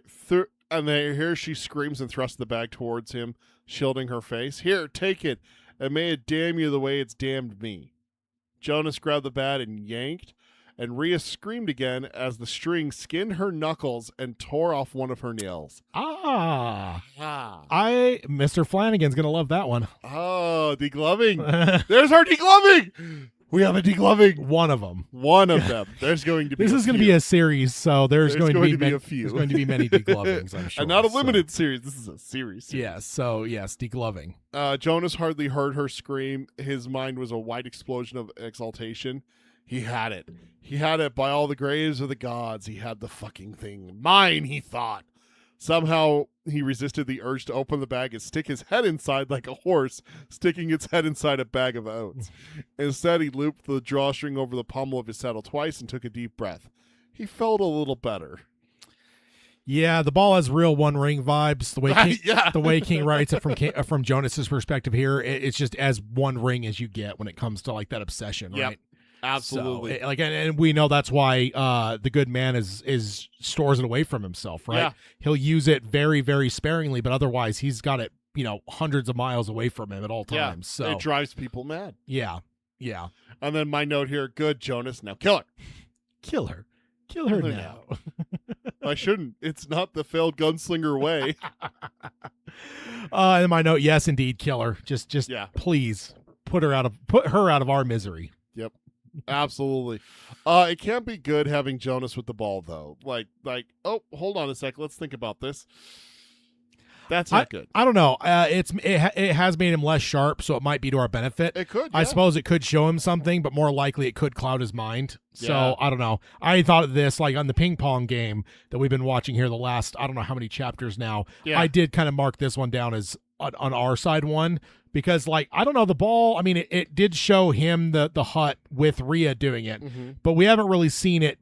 Like I don't know, it's very particular. Yeah. So I wonder if I mean, it'll it actually goes dark for Rhea several times. Exactly. So I wonder if like without Rhea and like whatever is, I mean, of course we know it's kind of malicious. So if it is going to show him anything, it's probably going to be to our detriment. But I don't know. I kind of count this as a win because I kind of wonder if it'll foggy up the old brain a little bit. It could So. absolutely could cloud his judgment for sure. I'm hoping so. That's reading it the first time I remember Yeah. as I was like, yes, no, as I'm bouncing back and forth. I don't know what to feel. Yeah, this was definitely a yes moment for me when I read it the first time. I'm not saying I'm right with that. I'm just saying that's how I Yeah, when you interpreted it. think about it, what's it going to show him? Oh, Roland, Alain, and Cuthbert are hiding in the bad grass. Great. Yeah. Where? Where? Yeah. What? Yeah. Awesome. Can you give me a clue? Can you give me a clue? Nope, that's all we have. Thank you for your time. So going on, Jonas tells Roy this time that he's going to count. Roy's going to count. And if she isn't out of his sight by a 10 count, to blow her ass off. DePape starts counting. What is it? 1, 2, 10. Yeah, he 1, 2, 3. I think is how far he gets in the book before Rhea's spitting curses snatched up the reins of her cart and spanked the pony with them. The pony laid its ears back and jerked the cart forward so vigorously that Rhea went tumbling backward off the cantboard. Her feet up, her white bony shins showing above her ankle-high black shoes and mismatched wool socks. Everyone laughed. Rhea climbed back up, flopping around like a dead fish, and peered around at them. "I curse ye all," she screamed. It cut the laughter off even as the cart bounced toward the edge of the trampled clearing. "Every last one of ye, and ye, and ye." And her crooked finger pointed last at Jonas. "Thief! Miserable thief! As if it was ever yours," he thought, even though he had thought mine first thing when taking possession of it. As though such a wonder could belong to a backcountry reader of rooster guts such as you. The card Do bound. you think that's his own genuine thought, or do you think that is like the ball influencing him? Like that idea of like as if you are like worthy of it. I think type it's thing. him. You I think it think it's is? him. Okay, because I think it could be the ball too. It absolutely could be the ball, but I think it's his because I know that he doesn't think very highly of the people of Magus. No, that's true. So Yeah. I think that and he's from the Inner Baronies. Yeah. One way or the other. He's he's or from, at least spent his formative years in Gilead. So Right. yeah, he's gonna have like more of that big city vibe, more so than absolutely. someone in town that really fears her might. Yes, exactly. The cart bounced away into the bad grass, the pony pulling hard. The old woman's scream served to drive it better than any whip. The black of the cart slipped into the green and it was gone. Yet for a long time they heard her shrieking her curses and calling death upon them beneath the demon moon. Yeah, I love that the second count to get rid of her and to see her embarrassed in her flight. I just love it. Yeah. she just deserves it. And then my next note, yeah, I have to imagine even without the demon moon, these people are suspicious enough to not like curses from her. But in the context of the moon as well, I kind of think this might really fuck with a lot of them. Oh yeah, absolutely. I mean, you So. saw how bad it shut them up. Like, Yeah, she's like, "I curse ye." That's all she said, and then everyone just went, "Huh, yeah, yeah, oh no, yeah. shit." She turned me into a newt. A newt. Like, I'll bet. I said, "Great, Jonas has the ball." We're still deciding on whether or not that's good or bad. There's some thoughts one way, there's some thoughts the other way. Yeah, And still, Rhea isn't dead. God damn it. yeah. This is not going well. Like I said, was it Home Alone where it's 1, 2, 10 when Yeah. he's counting? I'm going to give you the count of 10, 1, 2, 2, 10, and then shoot. So that's what I was. Merry Christmas, you filthy animal. That's what I was hoping for there. And then my next note, yeah, huge disappointment not to see her die here. I remember the first time reading it, figuring it was more maybe for Roland or Susan to kill her. Yeah. Because like she probably has tormented the two of them. Susan probably more so. Mhm. So like if it comes down to that realm of like, and like the way I analyze media when I'm consuming it, like sometimes like a certain character deserves to kill another character. Yes. Breaking Bad, there's one that comes to mind, but like this, like Susan probably deserves it, and then Roland probably next. So I remember the first time reading it being like, okay, it makes sense not to give it to Jonas. Yeah, So absolutely. And I love the hypocrisy of Jonas here as well with like the ball. Like, oh, as if it could ever belong to you, you backcountry reader of rooster guts. And it doesn't belong to someone as low as you. But the first thought he has when he gets it, mine. yeah.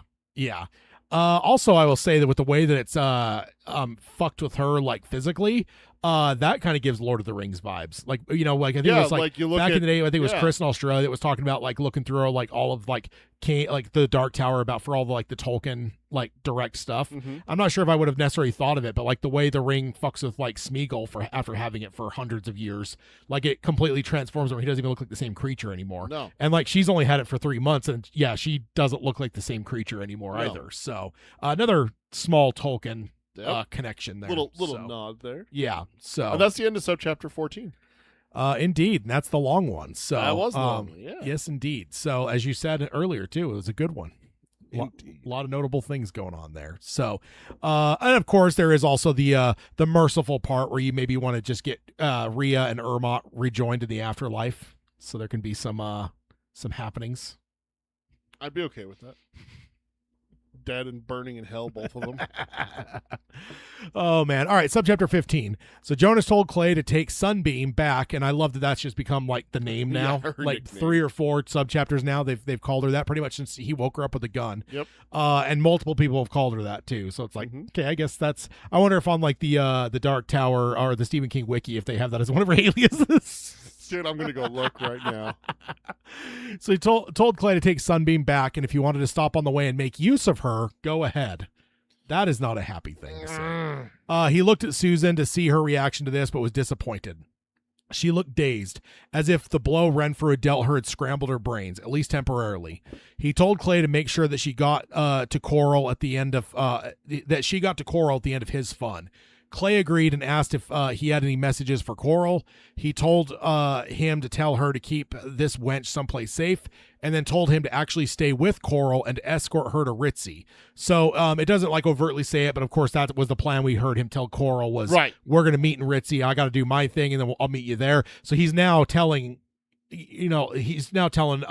Clay to be basically her escort. So to Stay there. Ritzy. Don't bother coming out to Hanging Rock. Stay with her.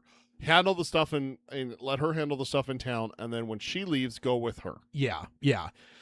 Clay was happy to hear it. Seafront it would be, and he would have the fun with her there, not on the way, not under this ghoul or ghostly full daytime moon. And now it's saying that it's daytime, so I'm kind of thinking that we're past sunup at this point, right? we got that at the beginning of my last subchapter. Is it said? Let me go back up to it real fast. Yeah, 'cause we started around 5-ish in the morning, so pretty early.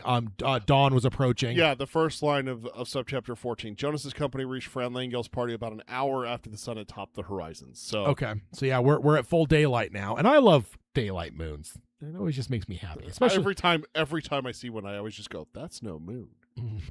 I mean, and especially I love them when they're full moons too. Yeah, That's my favorites. I like to be out in the woods when there's full moons. Only at night. That's the only time you have to stay away from the woods with a full moon is at night. That'd be interesting to see if anyone ever played with that with werewolves. Daytime full moons. What does that do? Just make you more aggressive? Does it actually turn you into a werewolf because it's daytime? Maybe you look like the Wolfman from the Universal pictures. Letterman jacket pops out of nowhere. Yeah, pretty much. You're wearing a suit at work, and all of a sudden you get under the moon, and a Letterman jacket just goes when it has fur everywhere. Is that Team Wolf though? Yeah. Yeah. So, and then Reynolds led Susan down the path that Rhea had taken. And that's the last bit from this. Before I have some notes here. Oof. Seeing Susan like this is tough. I wonder how much of it is the hits, or even Jonas telling her that the boys had left her. I wonder if that's actually seeping in a little bit. Like maybe she starts to believe it a little bit. Yeah. On top of all, like, again, we know that she's deprived of sleep. We know that, like, she's gone through a lot. It probably wouldn't take as much, right? Like, that's the whole thing when they, were doing, like, when soldiers are tortured and stuff, like, sleep deprivation, like, can sometimes add to, like, them believing certain things or whatever. Yeah. So it's like, that could be part of it. So it kind of makes me wonder, like, I hope almost that it's the hits that has her in this realm. Because if it's not, then, like, maybe she's actually starting to believe some of this nonsense. And that's a worse thing, I think. It talks about it, too, in the last subchapter where Renfrew hits her upside the left side of the head, which is the opposite side of where Jonas hit her. Yeah. And it says, like, oh, at least it evened me out a little bit. She can think later when her head clears. So even right there, she's not thinking clearly. So this is just a few seconds after that. So and then it looks like Clay intends to violate Susan, just not under the moon. Come on, Sheemie. Yeah, that's we're hoping on you here. Yep. And then following, because again, we were also splitting up here too. So that, again, I remember thinking with Sheemie, I'm like, if something's gonna happen, maybe it's now, because you're splitting her off from, like, this entire group. He's not gonna be with Elder Jones. Clay is not to be trifled with.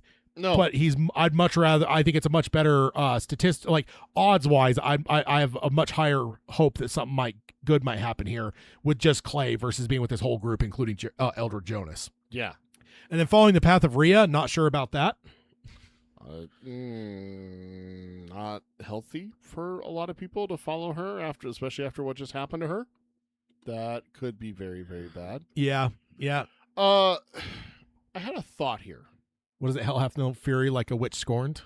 That is, I mean, the original saying is woman, but how much more so with the witch? Exactly, it makes it worse, right? Yeah. So my note, interesting that Jonas is sending away one of his men, one of the coffin hunters. Yeah. Never thought about it until now, but why not send one of the Vax? Why not send one of the probably a trust thing. You could even send 3 of the Vax to take her back and still have Clay with you, which is worth 3 of them. Because one, we know that he's also putting putting him on Coral too. That is true. So. That it does put something on Coral to help with Coral, but does she actually need that? Again, if we're going with our ping pong game, maybe that's a mistake to send one of his better guns. That's what I'm hinting at. Exactly. Outside of himself, it's probably his best gun, right? Like, because we know that he's better than even Roy. Why not send Roy? Yeah. Like the dumber. No, of the exactly. two. It's just like again, we're trashing Roy in this episode. That's just the theme. This time he is around. a piece of shit. Like the bird. There was the birds in that one episode where it was like 2 different dreams happen with birds.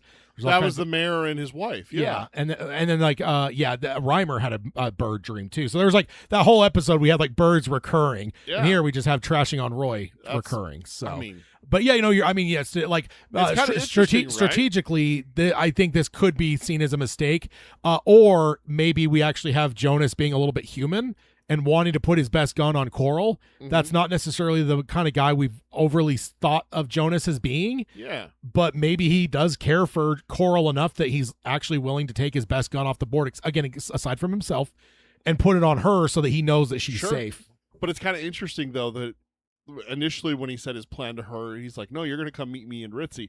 You're going to be fine traveling the road by yourself. Yeah. But why is it different now? I think he's thought about it, maybe. Well, the one difference is that you could make the argument that he has the ball in his possession. Maybe the ball's influencing him a little bit here. Could be. A little bit more cautious with Coral and making him think with like his heart versus like his head and everything like that. Well, I don't think it's his heart. I don't think Jonas has a little heart. lower than that. I think it's a little lower than that. I think you're 100% right on that one. But yeah, it's just kind of interesting that I've never thought about, well, wait, why are you sending away one of your coffin hunters here? Yeah, and the better seriously, take 10 of the Vax that don't even have guns and send them. But it could also even be a trust thing where he just doesn't want to risk Susan. Like, and if like probably the least risk outside of himself taking Susan is sending his best guy. So maybe there's a thing where it's like, I don't want to send 10 dumbasses and then the boys intercept and take her. Like she's a chip and I can't lose her, so I'm gonna put and then like it's also double benefit where it's like, well, okay, now then I can also have my best gun on Coral so that I know for sure she's safe as we meet towards Ritzy. That I think that's just an added bonus that he realized after he's bonus, like, take her back. Hey, you know what? While you're there, like, don't meet back up with us now. It's like, hey, Tad, go to the store. Hey, since you're going to be at the store, can you grab me a drink? Kind of thing. Since you're going to be near the store, grab us food while you're over there. There's a good little burger place. One of my favorite Big Brother things I did. Really, I mean, this is like probably mid-grade school, like 8, 9 years old, something like that. Is my brother was way upstairs. I was in the basement. Kitch was in the middle row. I yelled for him to come here. Yeah. I had him walk all the way downstairs. I'm like, go grab me a soda. Make him go back upstairs to get you a soda. Went back up to Went back up to the ground level, got the soda, brought it to me. He wasn't happy about it, but he did it. So. That's a little brother. And I was like, yelling up to the second story. Yeah. To have him come all the way to the basement to then send him down to the second. I did see. It's one of my favorite Big Brother like moments where I'll just think about it at times and laugh because I'm like, that is just like the ultimate of lazy and Big Brother where it's like, hey, come twice the distance it would have taken me to just go get it myself. And then make him go back to get it to you and come back to you and then go back up. Gosh. I did see a video the other day that made me really chuckle and think of evil people like you that would do this. I saw it was an older sister recording her younger sister, and she's like, what did you do? She's like, oh, I took your phone and I set up a notification every time you go near any one of the Taco Bells around the house. So I could just text you and be like, hey, so you're at Taco Bell, huh? And she's like, I've been getting you food. I thought you were just like hungry all the time. And that's how you knew that I was at Taco Bell. I mean, modern solutions. I'm like, that's freaking genius, actually, to be like, oh, so you're at my favorite pizza place, huh? Be a shame if someone brought me large pepperoni. You might have that idea now, so when your daughter's driving here in a year or so. Oh, dude, I cannot wait, man. Oh, to have go get us food. To have free Uber Eats. Here, take my card. Go get us food. Oh, dude, I was the worst when I was first getting my license. My mom would be like, "Oh, I need to run to the store. I'll go." Yeah. Any chance to drive? I'll go for sure. For sure. Indeed. Then a few years later, you don't care anymore and you don't want to drive anymore. Now it's like, can I get it delivered? Yeah. Hell yeah. Love it. All right. What's next? I think that's my notes. That's my notes too. Oh, okay. Yeah. Okay. Lost my place. I was. All right. I thought that was a long tangent. Yeah. Sorry. I thought there was still one more note for you to read. I was losing my mind Just here. that one. Jonas faced his men and told them that the three boys from Inworld escaped with help from the haughty young bitch motioning towards the departing Susan.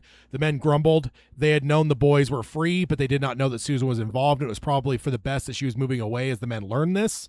He stroked the bag after telling the men that to never mind her and the boys. They were 40 men moving to join up with another 150, and the boys were only 3 and not day over 16, and asked the men if they were afraid of 3 little boys. They cried no. He asked them what they'd do if they ran across one of them, and the group resoundingly said, kill them. Jonas was satisfied. He could feel the strength in the ball, pink strength.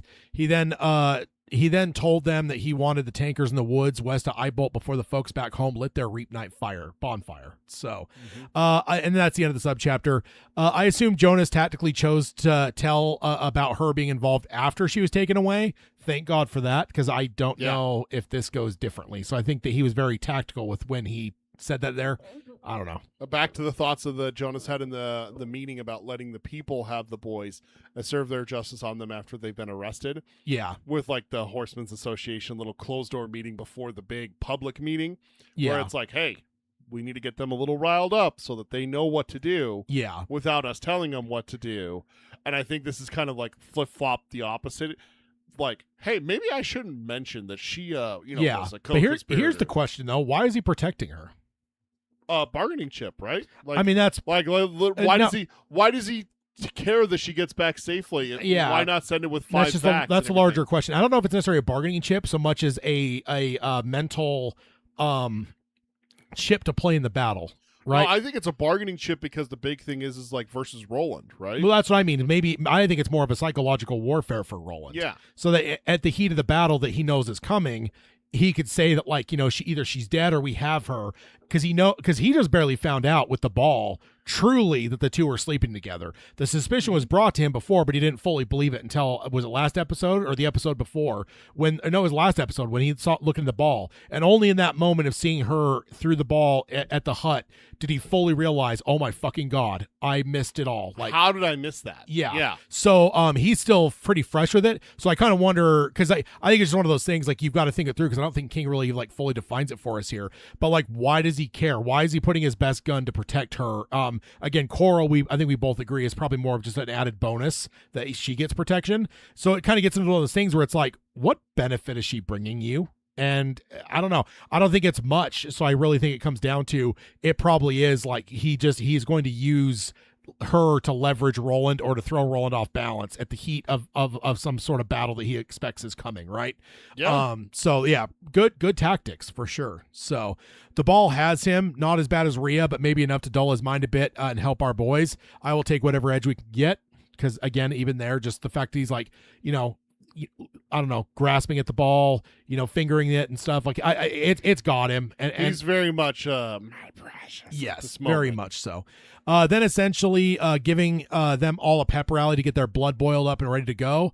But I also wonder if he fully believes it or if he's also trying to hype himself up here as well. I mean, he's pretty scared of the boys, right? Exactly. Like, and we've seen, like, they were locked up. How the hell did they get out? Yeah, kind of thing. Yeah, and he's learning how. But I just think there's but even so, learning that he missed that. Yeah, exactly. Yeah. So, I do kind of wonder if, like, it's a double thing where it's like kind of the pep rally, get everyone riled up, make sure their blood's right for like the battle. It's like the Theoden thing from Lord of the Rings.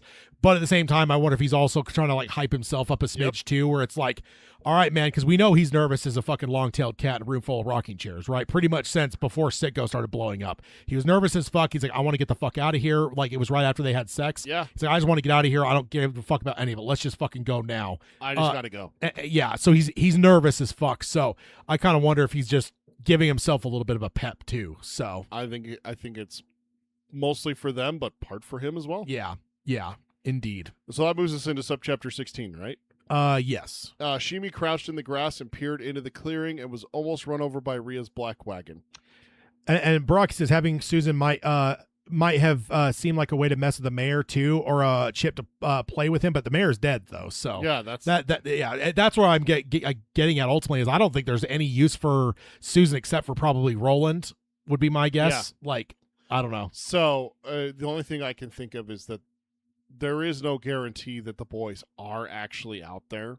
He thinks they are. Yeah. But if they've hightailed it and they're on their way back to Gilead, then that's the only thing he has to give to the people. Yeah. Because otherwise, all that rage, all that emotion, everything is empty. Where do you direct it? Yeah. No, Well, what if we the one that broke them out? What if we go? Yeah, exactly. Yeah. She's a co-conspirator. It's her. We'll take it out on. Yeah, he got them. That's the only thing I can think of. He got right? them. Yeah, he got them all angered up, and you want to make sure there's an outlet for that. Not directed at you. Yeah. You know, like he's trying to leave. Yeah. Bye. Bye. But yeah, so Sheemie almost gets run over by Rhea's black wagon. She passed so close that he could smell the stink of her sour skin and dirty hair. If she had looked down, she couldn't have missed seeing him and probably would have turned him into a bird, a bumbler, or a mosquito.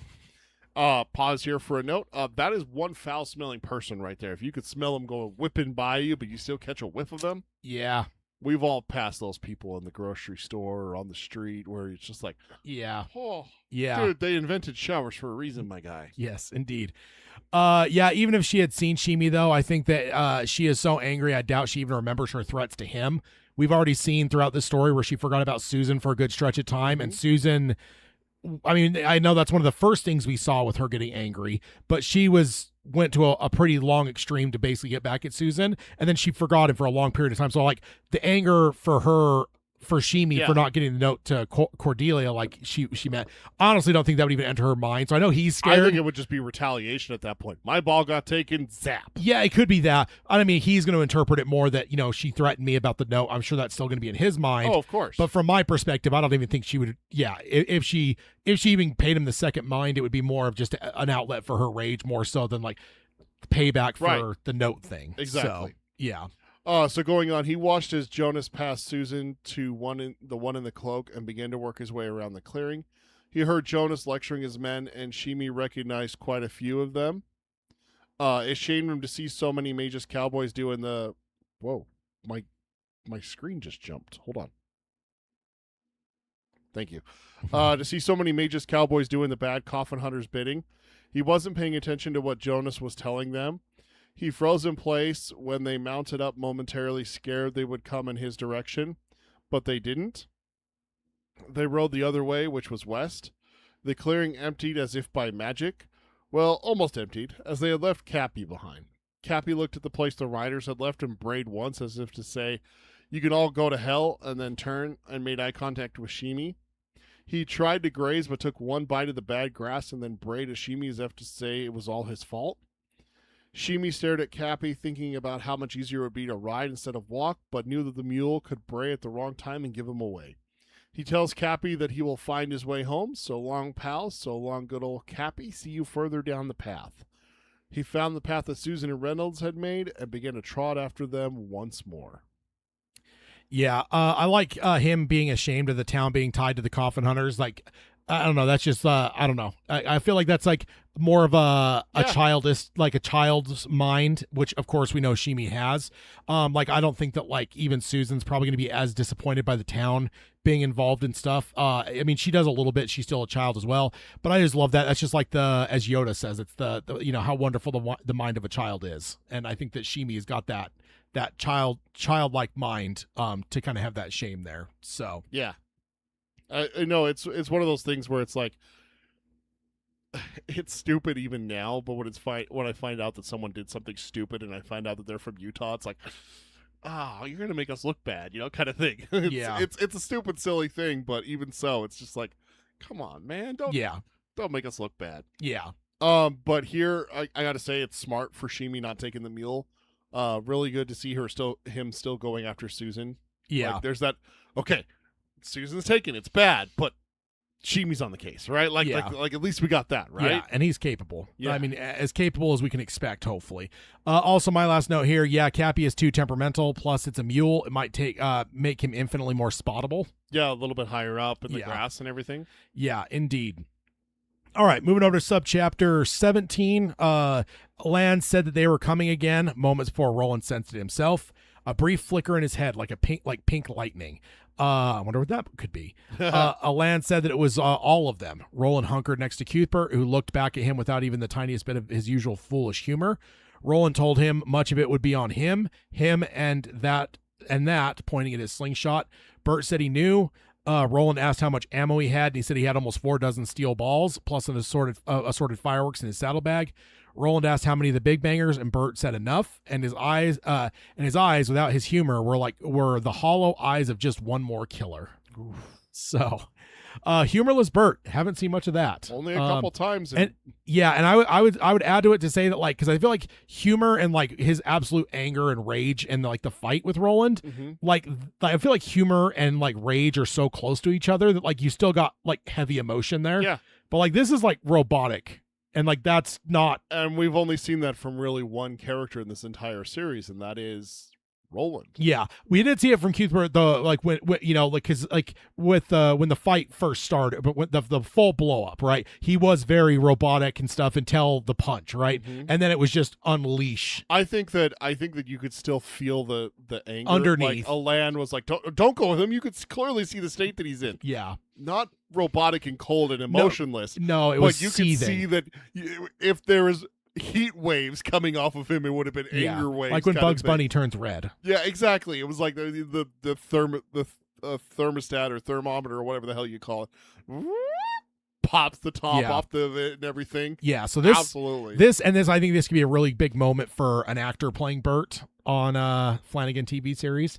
Because like playing a character in one way for so long and then suddenly just completely fucking transform it, and now you've got a completely different character almost. That could be a very interesting moment for an actor to play. Oh, it's gonna be awesome. So against type, right? When you see them finally like, it's that way in It with Richie Tozier. Yeah, like jokes all around, but when it's go time, Richie was there for it, and that's I'm gonna love to see that here with Bert, and that's kind of my note is we know that a lot of the fight is going to be on Bert, so it's good to see him walk in, kind of thing, like all right, here we go, kind of thing. Yeah, although we've seen him with the humor in like the welcome dinner and stuff, where he still was himself, but he was still tactically saying all the right things, getting the right questions, getting the right information. So like, I don't know. I feel like he can be capable and silly, but this is just a whole different thing than we've mostly seen. So it's kind of interesting. Makes you think of it's a gunslinger characteristic, since you mentioned it being very Roland-esque with what we're used to. So chilling to think of Bert with hollow killer's eyes. It's again, it's so unlike anything we've ever seen from him. So Roland ran his hand through his hair, looking at Bert and Alain, telling himself this could work as long as they had their nerve and didn't let themselves think of it in terms of 3 versus 40 or 50. Alain asked if the ones at Hanging Rock would hear the shooting once it started. Roland said that they would, especially with the wind carrying towards them. Alain said that they'd have to move fast then. Quote, "We'll go," and this is a direct quote from the book here, "We'll go as best we can," Roland thought of standing between the tangled green hedges behind the great hall, David the hawk on his arm and the sweat of terror trickling down his back. "I think you die today," he had told the hawk, and he had told true. Yet he himself had lived and passed his test and walked out of the test corridor facing east. Today it was Cuthbert and Alain's turn to be tested, not in Gilead in the traditional place of proving behind the great hall, but here in Magus on the edge of the bad grass, in the desert, and in the canyon, Eyebolt Canyon. So that's the end of the direct quote. Alain said, "Prove or die." That is what it is coming down to, as if he is reading Roland's mind, which it's Alain, so he could be, very well might be, at least catching the vibes coming from Roland. So Roland agreed, saying that it is always what it came down to, and asked how long before they got here. Alain said an hour at least, but likely 2. Roland said they'd be running, watch and go, and Alain said he thought so. Bert said that was not good. Roland said that Jonas is afraid of being ambushed in the grass, maybe even having the grass set fire around them. And that's a fun thought. Yeah. And they'd loosen up when they got into the clear. Bert said Roland hoped, and Roland gravely agreed that he hoped. So that is the end of the subchapter and the last bit of what we're covering today. So I got some notes, of course, but so nervous. King is setting this up brilliantly. I just feel like the tension here is just getting dialed up to 11. So it's great. Love it. we're ready to go, right? Yeah. So Roland's fear of his trial was failing and getting sent west. With the other two here now, failure for them would mean death. So how much more is it going to mean to these boys, right? Yeah. And I'm not saying that's not the end of Roland's life, essentially, right? Like everything that he's built his entire identity around would be lost if he had failed his trial. But he's still going to be drawing breath. With these other two boys now, Nope, that's they're essentially getting their trial now, and it's life or death. And also the life of your entire civilization on you too. Like Roland almost is playing child's games. These two boys are in the real world here, talking about like cataclysmic results if they fail, world-altering events kind of thing. But also at the same time, they wouldn't have to live with it like Roland would.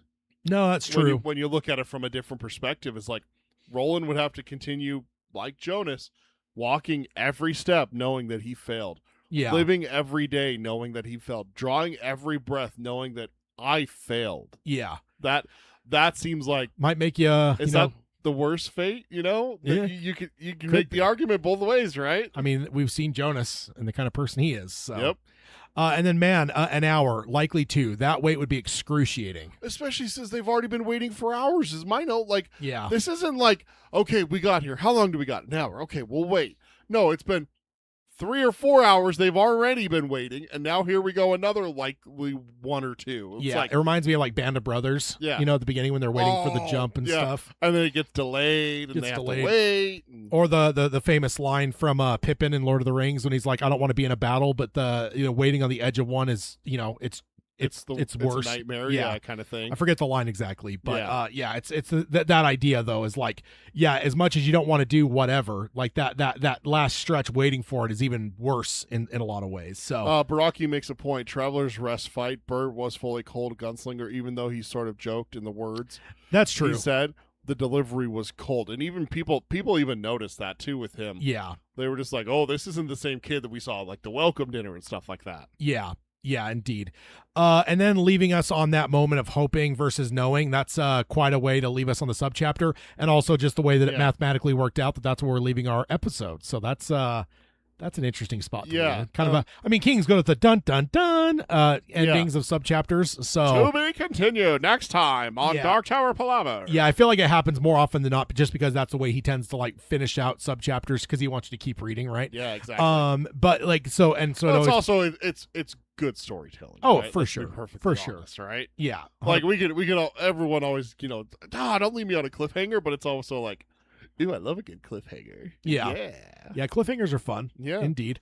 My last note here: does Roland suddenly not sound so sure of his plan, or is it just me there at the end? It's just like, no, yeah, little more. Yeah, we got this, guys. Yeah, little more. Come on. No, yeah, it's the pep rally we saw with Jonas is not being seen here. No, there's a lot of doubt. Yeah, it's like, thanks, coach. I guess we got it. Yeah, it's like, all right, guys, we're gonna lose this game. There's no two ways. I don't think it's even that. I think it's like, we'll go up there and we'll do our best. I hate when coaches said that or people said that. It's like, just as long as we do our best. It's like, well, now I feel like we're gonna lose. Yeah, like, wait a minute. Why do you say it that way?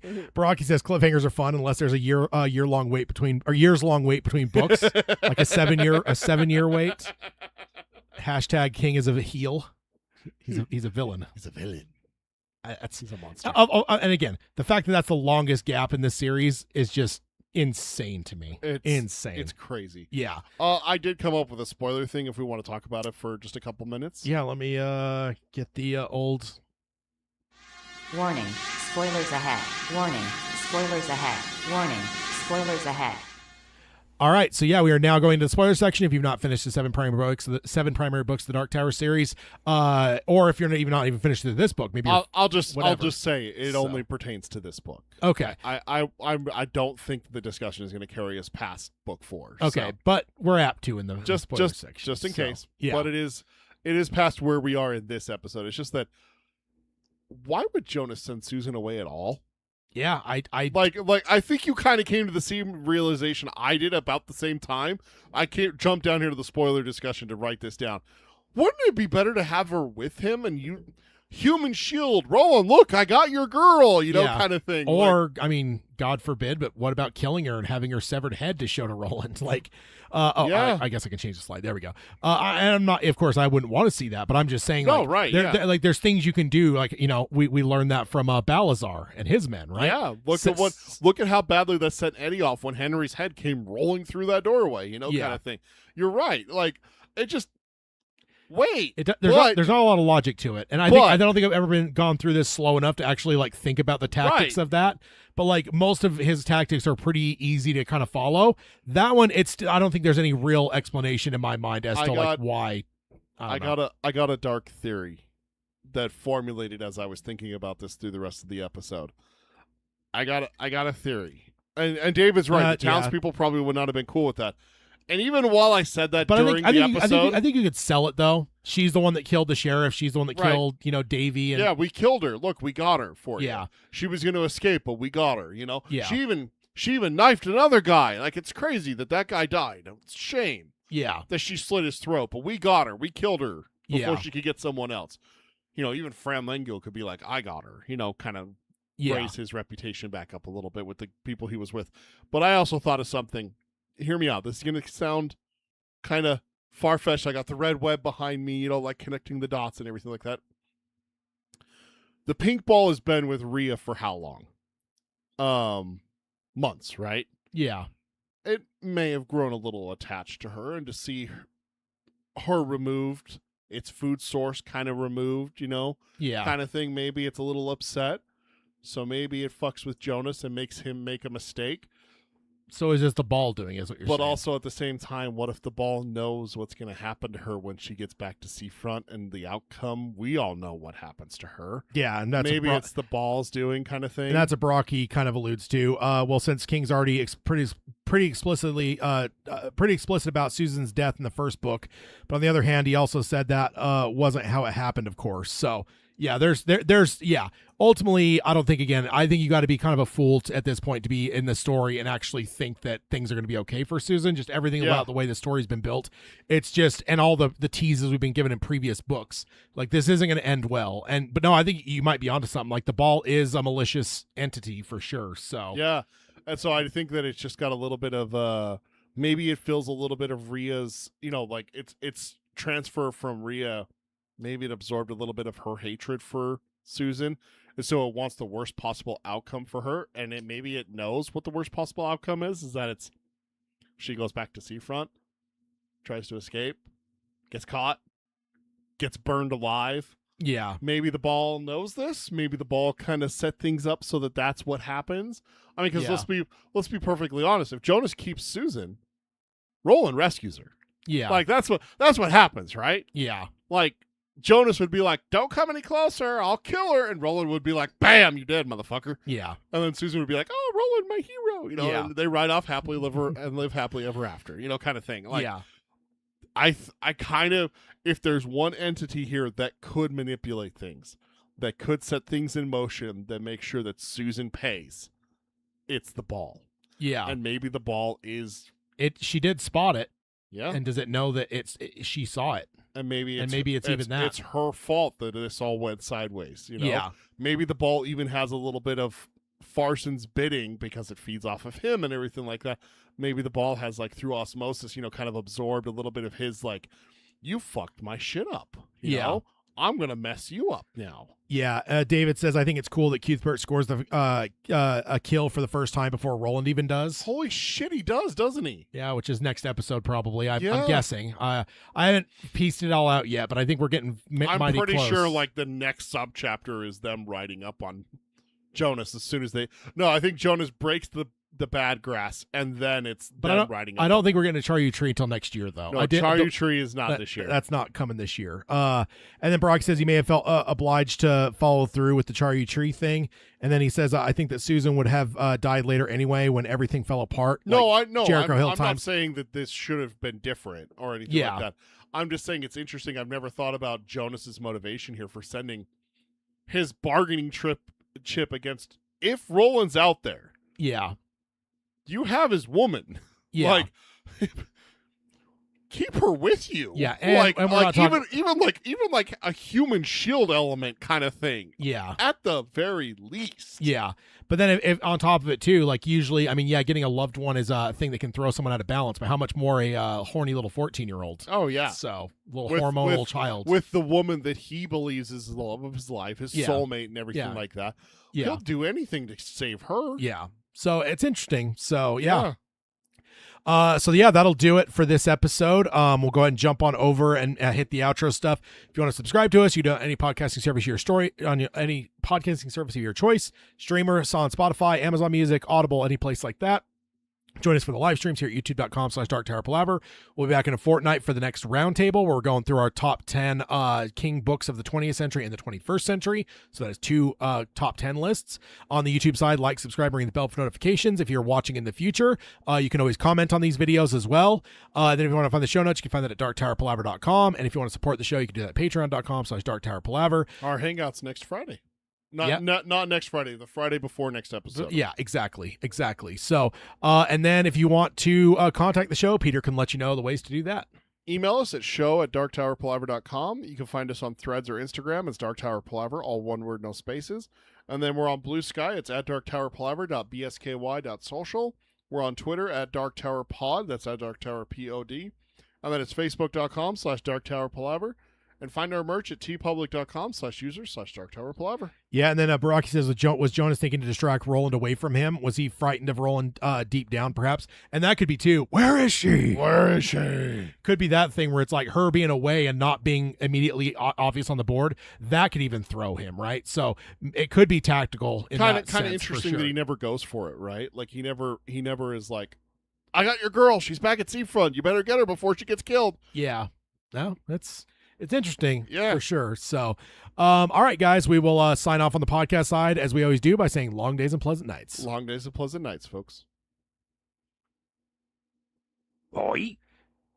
And then everyone in the chat here, thank you all for joining us. Thank you for being part of the show. Of course, R.I.P. Ermont, 167%. You didn't say anything about it, so I'm assuming you didn't read my board. Yeah, it's lies and deception, of course. Evil stuff. Our poorly departed Prince Ermont. Vile, disgusting, evil. All right, guys. We will see you guys in a fortnight. I can't wait for the top 10 lists. It's going to be a lot of fun. Go ahead and send those in over at show@darktowerpalaver.com. Yeah. If you want to be part of the whole tabulation. All right. See you guys. Bye. And thank you, Brocky, for the snake on the outro there. Boo. See ya.